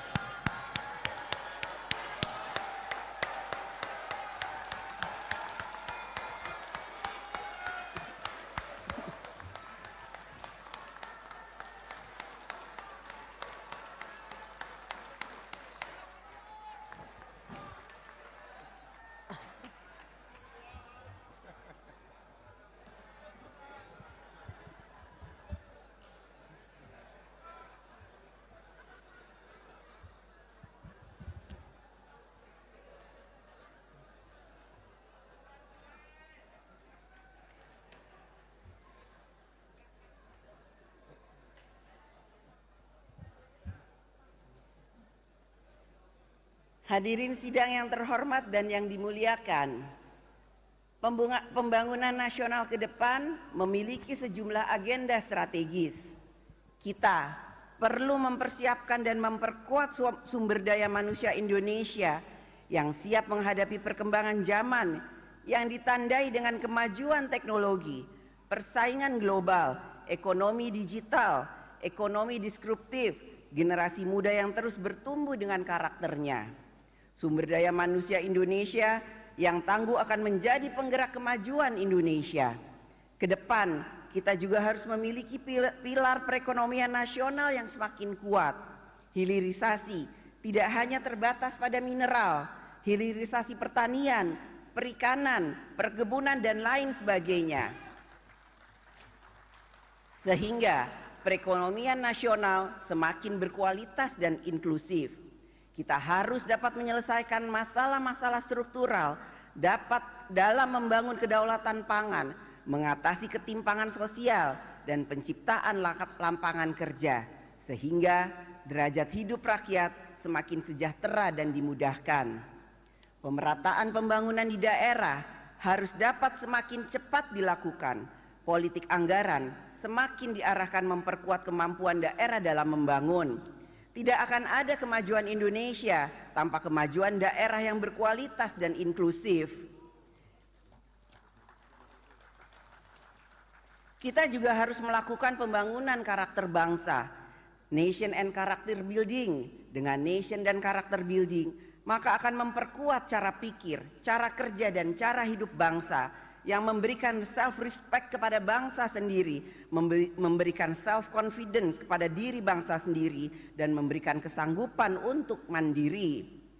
Agenda strategis ke depan lainnya adalah pembangunan ibu kota Nusantara.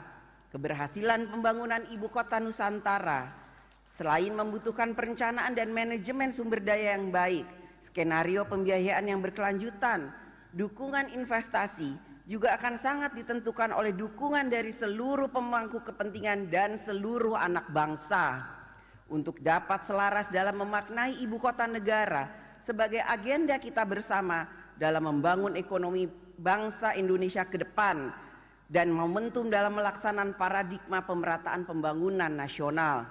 Saatnya diperlukan kecermatan bagi para pemangku kepentingan dalam menetapkan prioritas, mengelola sumber pendanaan, serta kepemimpinan birokrasi yang handal agar tercapainya tujuan pembangunan nasional ke depan. Inilah yang harus menjadi perhatian pemerintah ke depan. Pekerjaan-pekerjaan yang selesai dilakukan akan lebih baik daripada rencana-rencana besar yang hanya dibicarakan. Hadirin sidang yang terhormat dan yang dimuliakan, kerja untuk mewujudkan Indonesia yang berkemajuan adalah menjadi tugas seluruh anak bangsa, seluruh komponen bangsa, laki-laki dan perempuan, semua generasi, generasi baby boomers, generasi X, generasi milenial, generasi Z, pokoknya seluruh rakyat Indonesia. Kerja bersama ini seperti meletakkan satu persatu batu peradaban bangunan Indonesia sehingga menjadi rumah Indonesia yang kokoh, tentram, dan sentosa. Batu peradaban tersebut direkatkan oleh kepentingan bersama, kepentingan bangsa dan negara, kepentingan rakyat. Tanpa perekat yang kuat, maka susunan batu rumah Indonesia akan mudah roboh dan hancur. Kita membutuhkan perekat yang kuat bagi persatuan dan kesatuan Indonesia. Sejak Indonesia merdeka, 17 Agustus 1945, kita adalah bangsa dan negara yang terdiri atas berbagai suku, kepercayaan, agama, bahasa, budaya, mendiami di 17.000 berbagai pulau Nusantara dengan jumlah penduduk lebih dari 280 juta jiwa dengan keragamannya. Lihat saja keragaman budaya daerah dalam memberikan salam yang penuh dengan kearifan lokal. Suku Batak, Horas. Suku Lampung Komering, Tabik pun. Suku Jawa, Rahayu. Suku Sunda, Sampurasun. Suku Dayak, Adil Katalino Bacuramin Kasaruga, Basengat Kajubata. Suku Bugis Makassar, Salama Kita Pada Salama. Suku Minahasa, Tabea. Minang, Baakaba. Bali, Om Swastiastu. Papua, Naragerotelo, dan seterusnya. Begitu banyaknya kearifan budaya daerah, keragaman yang tidak mungkin kita hilangkan. Keragaman adalah kekayaan budaya Indonesia, Bhinneka Tunggal Ika. Kedepan kita harus tetap mawas diri. Pengalaman banyak negara yang gagal merajut persatuan dan kesatuan bangsanya adalah karena masalah politik, masalah krisis ekonomi, masalah keadilan, masalah krisis kepercayaan rakyat. Indonesia dapat merekatkan persatuan dan kesatuan bangsa berbineka tunggal ika dalam begitu banyak keragaman. Hanya kita memiliki Pancasila sebagai ideologi kehidupan berbangsa dan bernegara, sebagai jiwa bangsa Indonesia. Hadirin sidang yang terhormat dan yang dimuliakan, kita akan melaksanakan pemilihan gubernur dan wakil gubernur di 37 provinsi dan pemilihan bupati dan wakil bupati serta wali kota dan wakil wali kota di 508 kabupaten kota. Kita semua berkomitmen bahwa segala peristiwa yang terjadi dalam pelaksanaan pemilu legislatif dan pemilu presiden serentak pada bulan Februari 2024 yang lalu, baik yang manis maupun yang pahit, apalagi getir, menjadi bahan introspeksi dan pelajaran penuh hikmah bagi kita semua sebagai bangsa Indonesia. Yang sudah baik, mari kita pertahankan. Yang masih kurang baik, terutama yang tidak sesuai dengan prinsip demokrasi, tentu harus kita perbaiki. Hadirin sidang yang terhormat dan yang dimuliakan, besok saat matahari terbit bersinar terang, tanda buana membuka hari ulang tahun kemerdekaan Republik Indonesia ke-79, mewujudkan Indonesia yang sejatinya merdeka, membutuhkan perjuangan, gotong royong, kerja bersama seluruh anak bangsa. Boleh saja kita berbeda pandangan politik, berbeda partai politik, apalagi berbeda apa yang disuka dan yang tidak disuka. Tetapi kita harus selalu ingat bahwa ada yang lebih penting dari semua perbedaan-perbedaan tersebut, yaitu adalah bagaimana kita dapat merawat dan menjaga kesatuan dan persatuan Indonesia. Kita tidak pernah tahu takdir bangsa dan negara Indonesia. Kita hanya dapat berusaha dan berjuang sampai takdir mengungkapkan dirinya. Kita juga tidak perlu menjadi luar biasa untuk memulai. Yang terpenting adalah kita harus memulai untuk menjadikan Indonesia luar biasa. Selamat ulang tahun yang ke-79, Dirgahayu Republik Indonesia Merdeka. Semoga Allah Subhanahu wa Ta'ala, Tuhan yang Maha Esa, senantiasa memberikan rahmat dan bimbingannya bagi kita semua.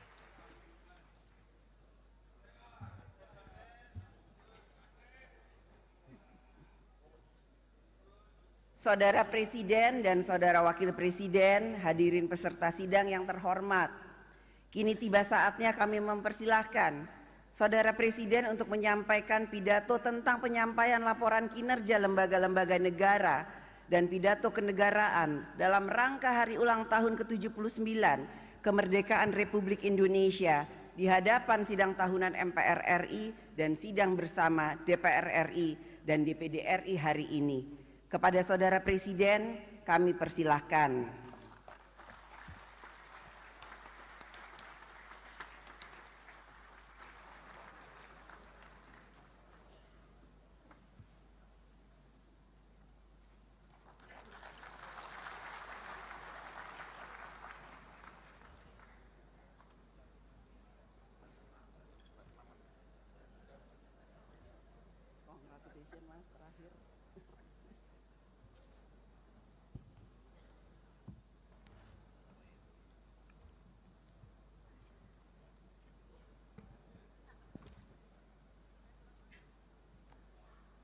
Bismillahirrahmanirrahim. Assalamualaikum warahmatullahi wabarakatuh.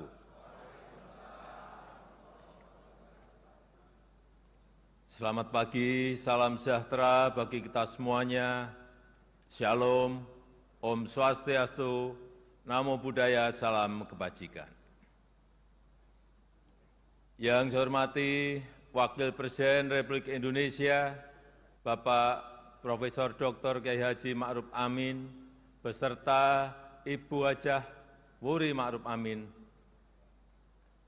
Yang saya hormati Ketua, para Wakil Ketua, dan para anggota Majelis Permusyawaratan Rakyat Republik Indonesia.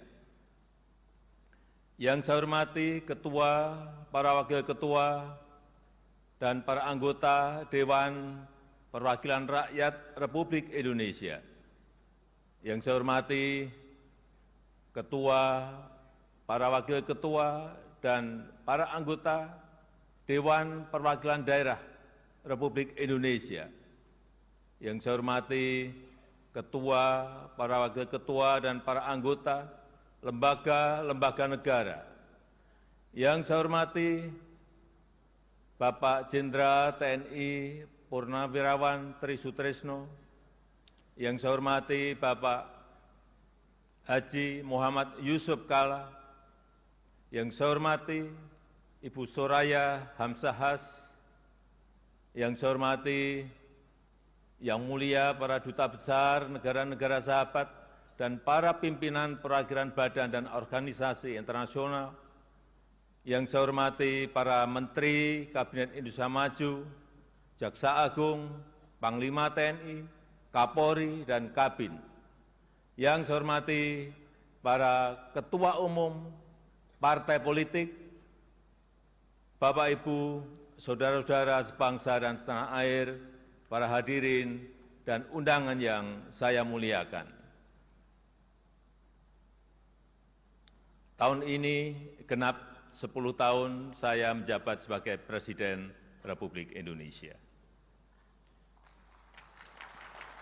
Dan genap 5 tahun Bapak Profesor Kiai Haji Ma'ruf Amin menjabat sebagai Wakil Presiden Republik Indonesia. Sebuah tanggung jawab dan kepercayaan besar yang tidak pernah kami bayangkan sebelumnya.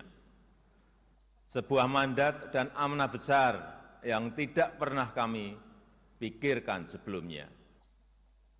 Sejak hari pertama saya menerima amanah ini, saya sangat menyadari akan ada banyak gelombang yang harus dihadapi. Akan banyak tantangan yang harus diselesaikan. Tapi sedari awal saya juga yakin dan sangat percaya bahwa saya tidak sendirian. Ada cita-cita dan harapan masyarakat. Ada dukungan dan doa dari rakyat yang selalu mengiringi dan menguatkan. Senyum, sapa, dan doa Bapak Ibu dan saudara-saudara sebangsa setanah air semua adalah sumber kekuatan saya, dan hari ini 16 Agustus 2024 di momen terakhir saya dan Profesor Kiai Haji Ma'ruf Amin berdiri di sini. Izinkan kami menyampaikan terima kasih yang tulus, terima kasih yang sebesar-besarnya kepada Bapak Ibu semua, kepada seluruh rakyat Indonesia dimanapun berada, yang selama 10 tahun ini telah dengan kuat bersama-sama melintasi tantangan demi tantangan, menapaki langkah demi langkah, dan menghadapi terjadinya perubahan demi perubahan. Sehingga kita sebagai sebuah bangsa yang besar bisa sampai pada titik ini. Titik yang bisa menjadi titik lontar untuk menggapai kemajuan bersama di masa yang akan datang. Alhamdulillah, selama 10 tahun ini kita telah mampu membangun sebuah fondasi dan peradaban baru dengan pembangunan yang Indonesia sentris. Membangun dari pinggiran, membangun dari desa, membangun dari daerah terluar, sehingga sampai saat ini kita telah membangun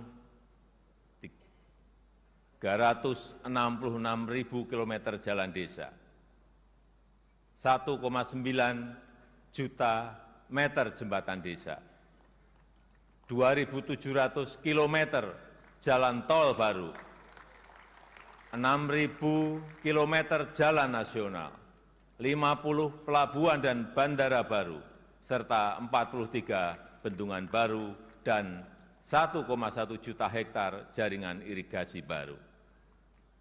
Sehingga kita berhasil menurunkan biaya logistik dari sebelumnya 24% menjadi 14% di tahun 2023.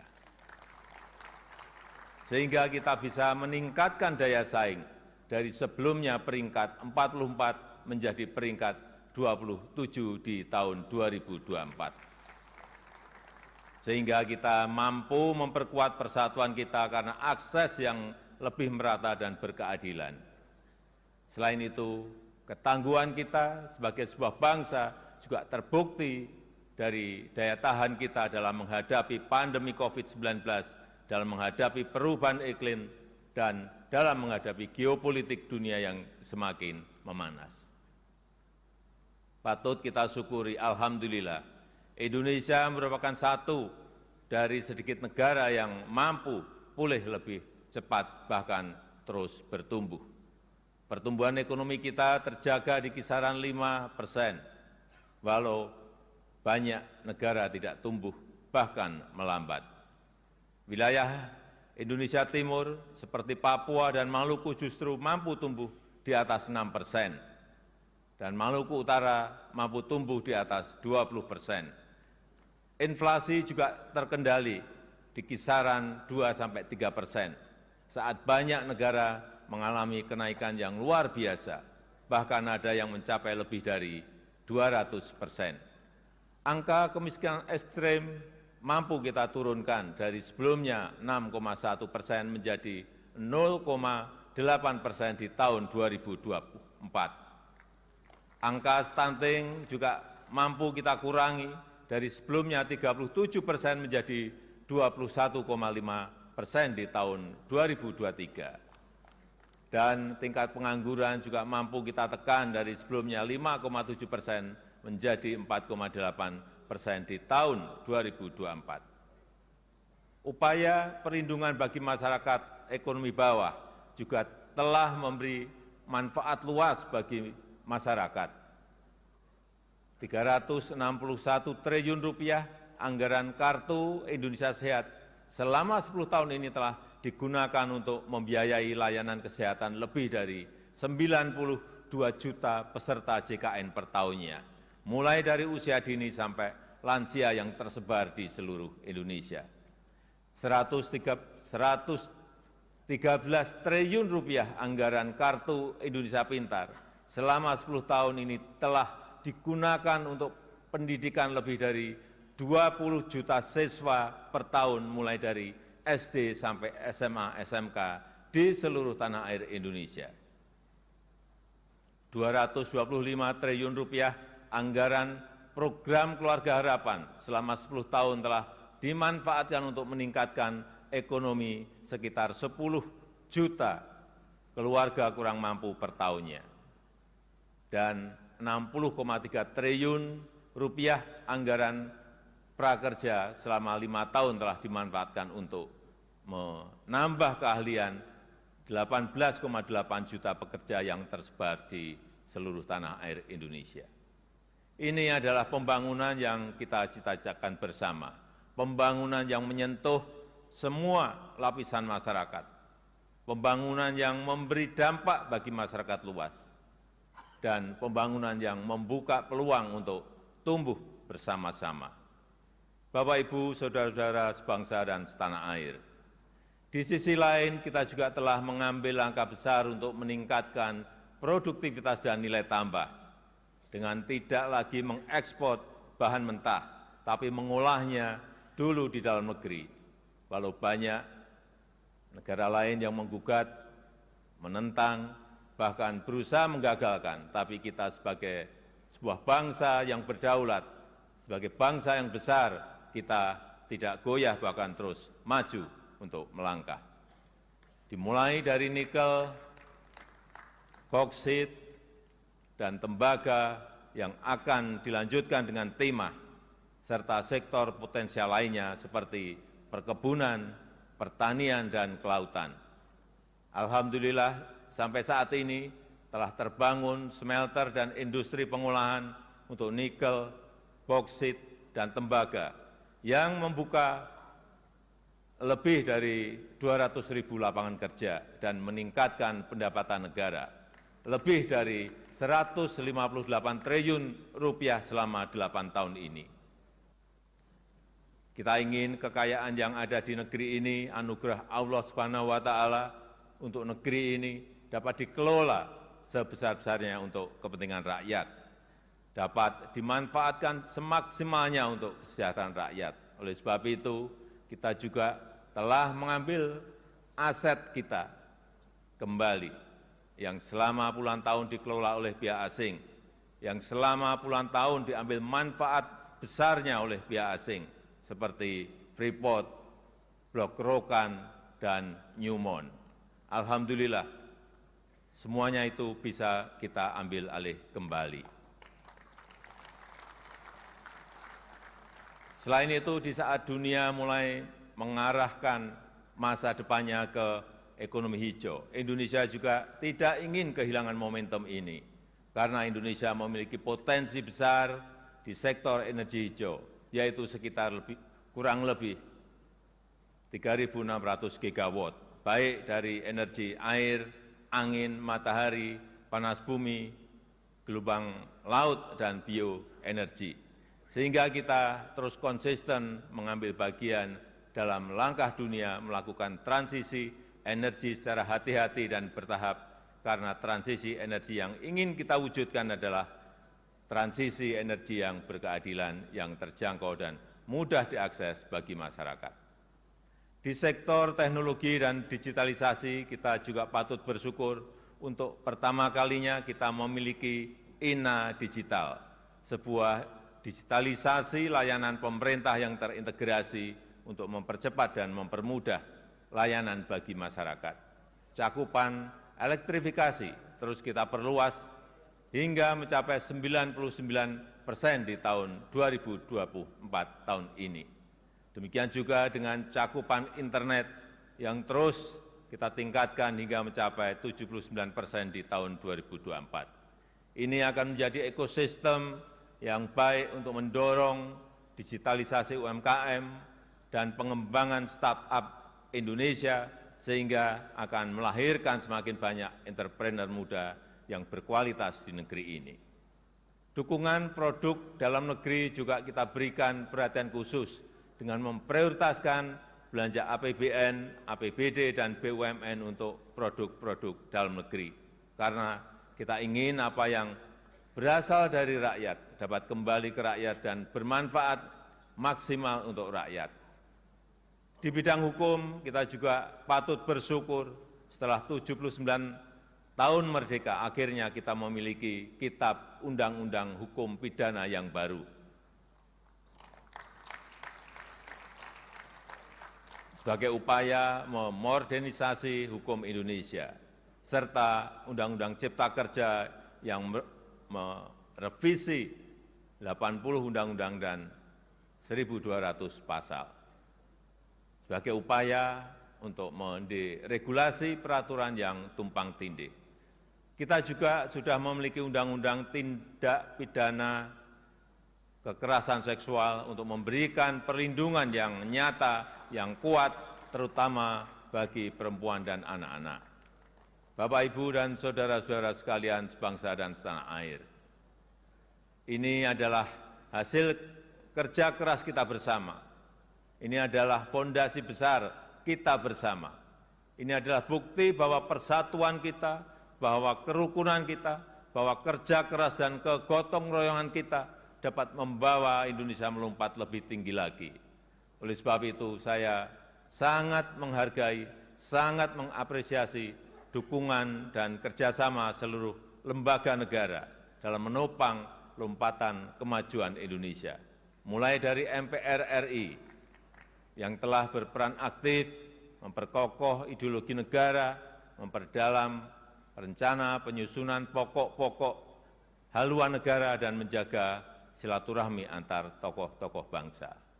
DPR RI yang telah menjalankan fungsi legislasi, menjalankan fungsi penganggaran dan pengawasan, merumuskan RAPBN 2025 untuk suksesi transisi pemerintahan dan menyelesaikan banyak undang-undang strategis, seperti Undang-Undang Ibu Kota Negara, Undang-Undang Daerah Khusus Jakarta, Undang-Undang Informasi dan Transaksi Elektronik, Undang-Undang Aparatur Sipil Negara, dan Undang-Undang Kesejahteraan Ibu dan Anak.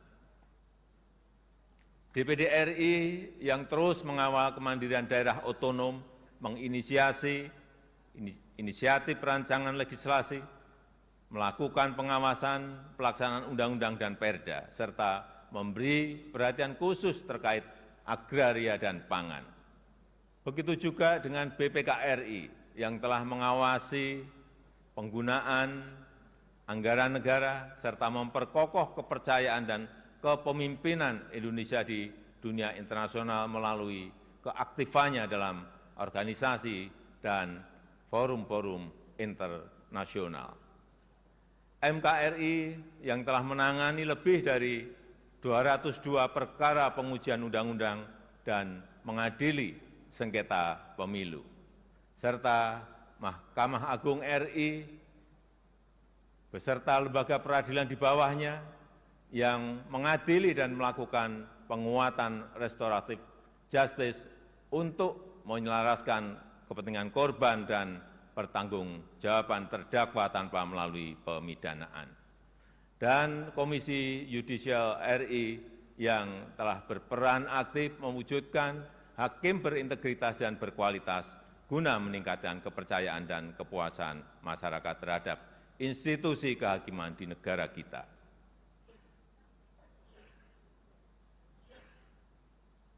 Bapak, Ibu, saudara-saudara sebangsa dan setanah air,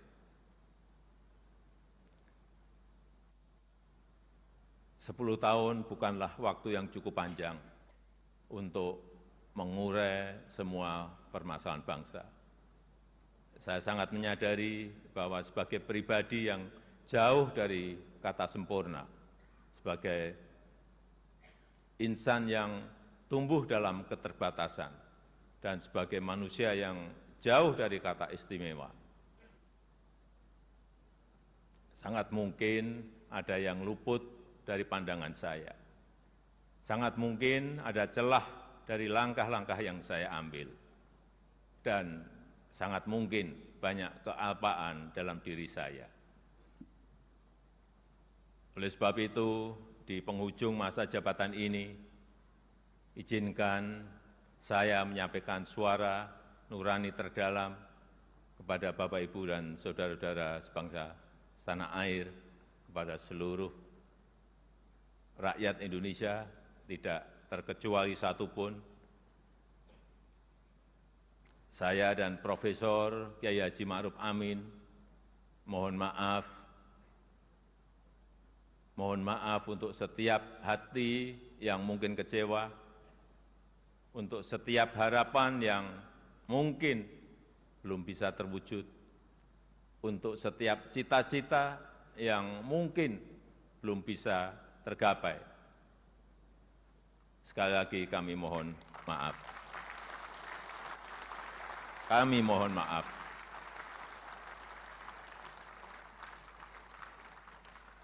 Ini adalah yang terbaik yang bisa kami upayakan bagi rakyat Indonesia, bagi bangsa dan negara Indonesia.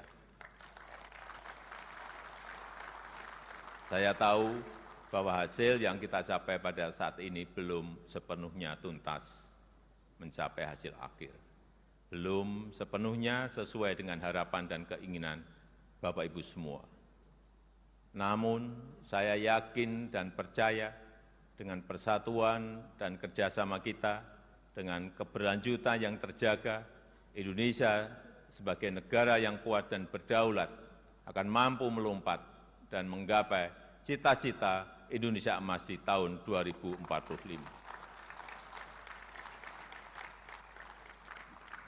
Terakhir, kepada Presiden terpilih Bapak Jenderal TNI Purnawirawan Prabowo Subianto,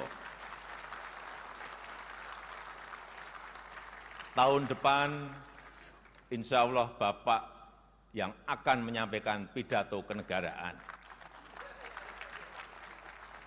Nanti pada tanggal 20 Oktober 2024, izinkan saya menyerahkan tongkat estafet kepemimpinan ini kepada Bapak Prabowo Subianto. Izinkan saya juga menyerahkan semua harapan dan cita-cita masyarakat Indonesia dari Sabang sampai Merauke, dari Miangas sampai Pulau Rote, dari pinggiran, dari daerah terluar, dari desa dan dari pusat-pusat kota kepada Bapak.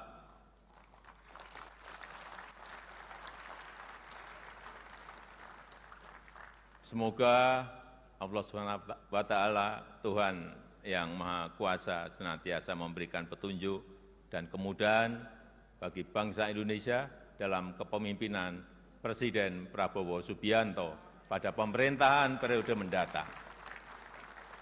Dirgahayu Republik Indonesia, Dirgahayu Negeri Pancasila, merdeka! Merdeka! Merdeka! Terima kasih. Wassalamualaikum warahmatullahi wabarakatuh. Om Santi Santi Santi Om. Namo Buddhaya. Salam kebajikan. Terima kasih.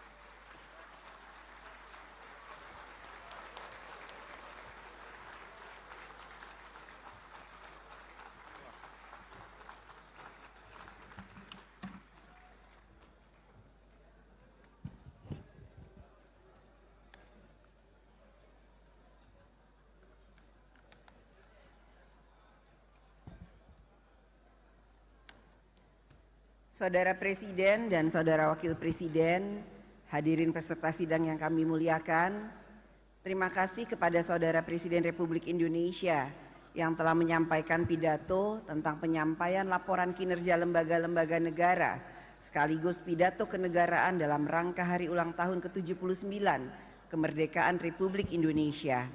Selanjutnya, marilah kita dengarkan persembahan lagu-lagu daerah oleh Orkestra Simponi Praditya Wiratama Universitas Pertahanan.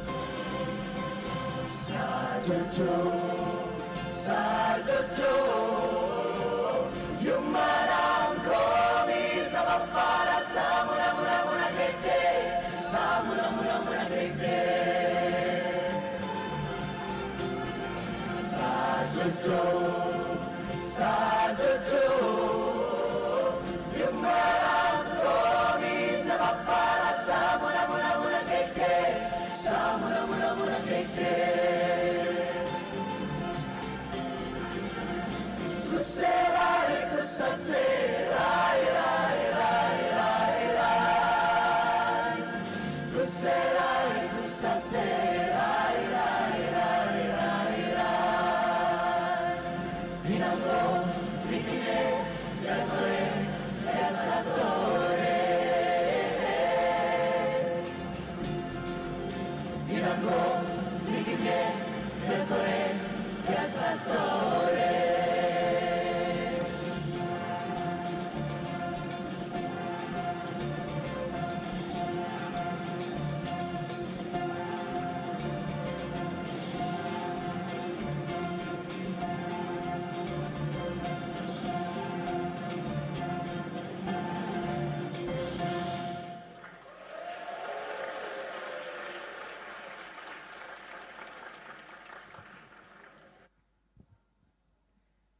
terima kasih kami ucapkan kepada Orkestra Simponi Praditya Wiratama Universitas Pertahanan yang telah mempersembahkan lagu-lagu daerah. Selanjutnya, untuk mengakhiri sidang pada pagi hari ini, kami mempersilahkan Imam Besar Masjid Istiqlal, Saudara Profesor Dr. Kiai Haji Nasaruddin Umar MA, untuk membacakan doa.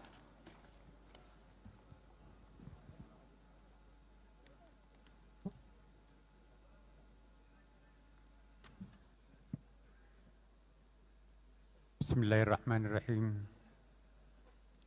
Assalamualaikum warahmatullahi wabarakatuh. Selamat pagi, salam sejahtera untuk kita semuanya. Salam, Om Swastiastu, Namo Buddhaya, salam kebajikan. Bismillahirrahmanirrahim. Alhamdulillahirabbil alamin. Hamdas syakirin. Hamdan na'imin. Hamdan yuwafi ni'amahu wa yukafi mazidah. Ya Rabbana lakal hamdu kama yanbaghi li jalali wajhikal karim wa 'azim sultanik. Allahumma salli wa sallim alaihi. Ya Allah, ya Tuhan kami, puji syukur kami panjatkan kehadirat-Mu karena pada pagi hari ini kami kembali melaksanakan sidang tahunan MPR dan sidang bersama DPR, DPD dalam rangka memperingati Hari Ulang Tahun Republik Indonesia yang ke-79 serta sidang RAPBN tahun 2025. Tiada lain harapan kami semua kecuali Engkau memberkahi pertemuan yang amat bersejarah bagi bangsa kami. Semoga momen sidang tahunan kali ini menghasilkan berbagai pikiran cemerlang yang bermuara pada terwujudnya harapan dan cita-cita luhur bangsa kami. Allah mandur ilaina bi'aini rahmatik wa ra'fatik. Ya Rabbana wa ya Maulana laysa lana rabbun siwaka fanada'u. Wa la ilaha ghairuka fanarjuh. Allahumma ati kulla wahidin minna fi hadhihi sa'ah su'lahu wa ballighu ghayatah fa innahu la yamkinuha illa anta wa la tumakkil qulubana li hadin wa la li syai'in siwaka. Ya Allah, ya Tuhan kami, pandanglah kami dengan pandangan-Mu yang penuh cinta dan kasih sayang. Ya Allah, kami tidak memiliki Tuhan selain hanya Engkau. Tempat kami memohon doa dan pertolongan. Ya Allah, ya Tuhan kami, kabulkanlah permohonan setiap hamba-Mu yang hadir di sini atau yang mengikuti acara ini. Semua permohonan kami adalah kebutuhan hidup kami. Tidak ada yang mampu melakukan semua itu kecuali hanya Engkau. Jangan Engkau biarkan hati kami dimiliki oleh siapapun atau apapun selain hanya Engkau. Allah mansur ibadakal mutlumina wal mustadabina fil ard fi kulli zaman wa makan, musliman aw ghair muslim, sahibadinin aw ghair sahibidin. Allahumma innahum ibaduk wa innaka adatna alla tarud dalil madlumin. Allahumma la tukhrijna min hadzal makani illa bidambin maghfur wa amalin maqbul wa du'ain maqbul. Wa'alif ala mahabbatika qulubana wa wahhid suhufana wa yahsir umurana wa ashrah sudurana wa qdi hawaijana fid dini wad dunya wal akhirah ya hafidhal ardi was sama. Ya Allah, bantulah siapapun hamba-Mu yang terdalimi dan yang lemah di muka bumi ini, baik yang muslim maupun non-muslim, yang taat beragama maupun yang tidak. Karena sesungguhnya mereka adalah hamba-Mu, hamba ciptaan-Mu juga. Dan Engkau telah janjikan tidak akan menolak doa siapapun hamba-Mu yang terdalimi.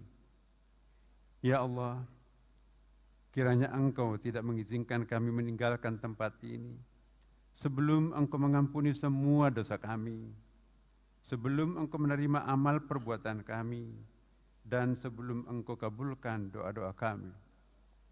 Ya Allah, satukanlah hati kami dalam kecintaan hanya untuk-Mu. Rapatkan barisan kami Mudahkan urusan kami, lapangkan dada kami, dan kabulkan hajat-hajat kami dalam urusan agama, dunia dan akhirat kami. Wahai Tuhan yang Maha Pemelihara bumi, langit dan alam semesta. Allahumma ya Rabbi fadl al-sitana minal ghibah wa ayunana minal khiyanah wa naqi qulubana minal ghilli wal hiqd wa ba'athna ilaika yawmal qiyamah biqulubin salimatin wa nafsin mutmainnah. Allahumma kfina syarra khalqika wa syarra kalamihim wa fatna min ghibatihim wa namimatihim wa na'udzu bika minan nifaq wa min syarril munafiqina wa min syarri dzil wajhaini wa man yudhhiru lana hubbuhu wa fi batini. Allahumma ja'alna khairan mimma yadhurun waghfir lahum ala ma la ya'lamun wa la tu'akhidna bima yaquluna wahdina wa najjina minal qaumiz zalimin. Ya Allah, ya Tuhan kami, jagalah lisan kami dari gibah dan syirik. Pelihara mata kami untuk tidak berkhianat. Bersihkan hati kami dari dengki dan iri hati. Dan bangkitkan kami di akhirat kelak dengan hati yang bersih dan jiwa yang tenang. Ya Allah, lindungi kami dari kejahatan hamba-Mu. Selamatkan kami dari isu dan komentar negatif. Hindarkan kami dari fitnah dan adu domba yang mereka sebarkan. Hanya kepadamu lah tempat kami berlindung. Ya Allah, jadikanlah kami lebih baik daripada apa yang mereka sangkakan. Ampuni kami jika kritikan mereka benar. Ampuni mereka jika kritikannya tidak berdasar. Ampuni mereka atas apa yang mereka tidak ketahui tentang kami. Jangan hukum kami atas apa yang mereka sangkakan. Dan selamatkan kami dari kejahatan hamba-hamba-Mu yang berbuat zalim. Ya Allah, ya Tuhan kami, bangsa kami sedang berada dalam masa transisi.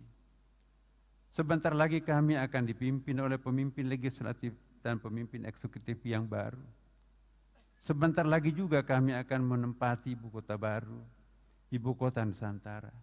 Kami betul-betul memohon agar Engkau selalu hadir mendampingi kami dalam setiap proses transformasi yang dilakukan bangsa kami, agar negeri kami kelak betul-betul menjadi baldatun thayyibah wa rabbun ghafur, negeri yang gemah ripaluh jenawi tota tentrum kertara harjo. Allahumma arinal haqqa haqqa warzuqna ittiba'ah wa arinal batila batila warzuqna ijtinabah. Ya Rabbana wa ya Maulana, Rabbana atina fid dunya hasanah wa fil akhirati hasanah wa qina adzabannar. Walhamdulillahi rabbil alamin. Wassalamualaikum warahmatullahi wabarakatuh.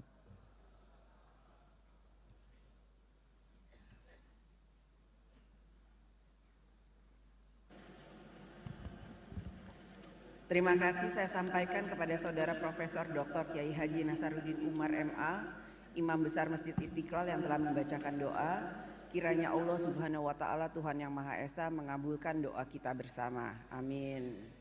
Saudara Presiden, Saudara Wakil Presiden, hadirin peserta sidang yang terhormat, dengan demikian selesailah seluruh rangkaian acara sidang tahunan MPR RI tahun 2024 dan sidang bersama DPR RI dan DPD RI tahun 2024. Kami mengucapkan terima kasih kepada hadirin peserta sidang atas semua perhatian yang telah diberikan sehingga sidang ini dapat berlangsung dengan tertib dan lancar. Izinkan kami menutup sidang ini dengan ucapan Dirgahayu Republik Indonesia. Wassalamualaikum warahmatullahi wabarakatuh. Om Santi, Santi, Santi Om, Namo Buddhaya, salam kebajikan.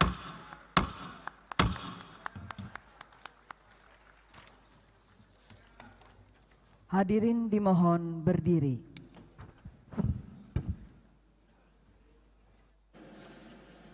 Lagu Kebangsaan Indonesia Raya.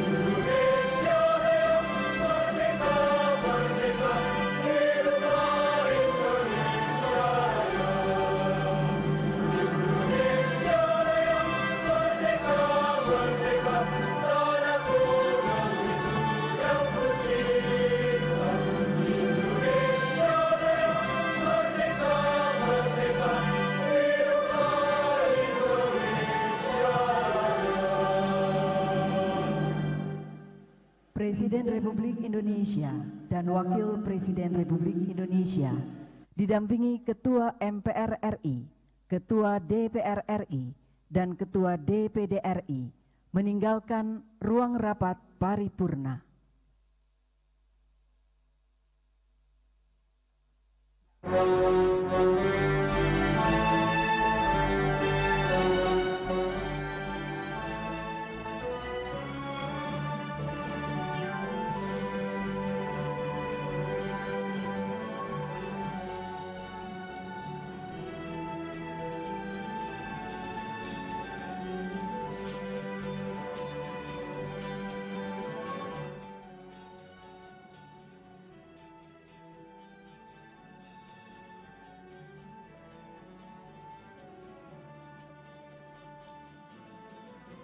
MPR RI dan juga sidang bersama DPR dan juga DPD RI yang tadi sama-sama telah kita saksikan dibuka oleh Ketua DPR RI Bu Puan Maharani, juga kita mendengarkan pidato dari Bapak Bambang Susatyo.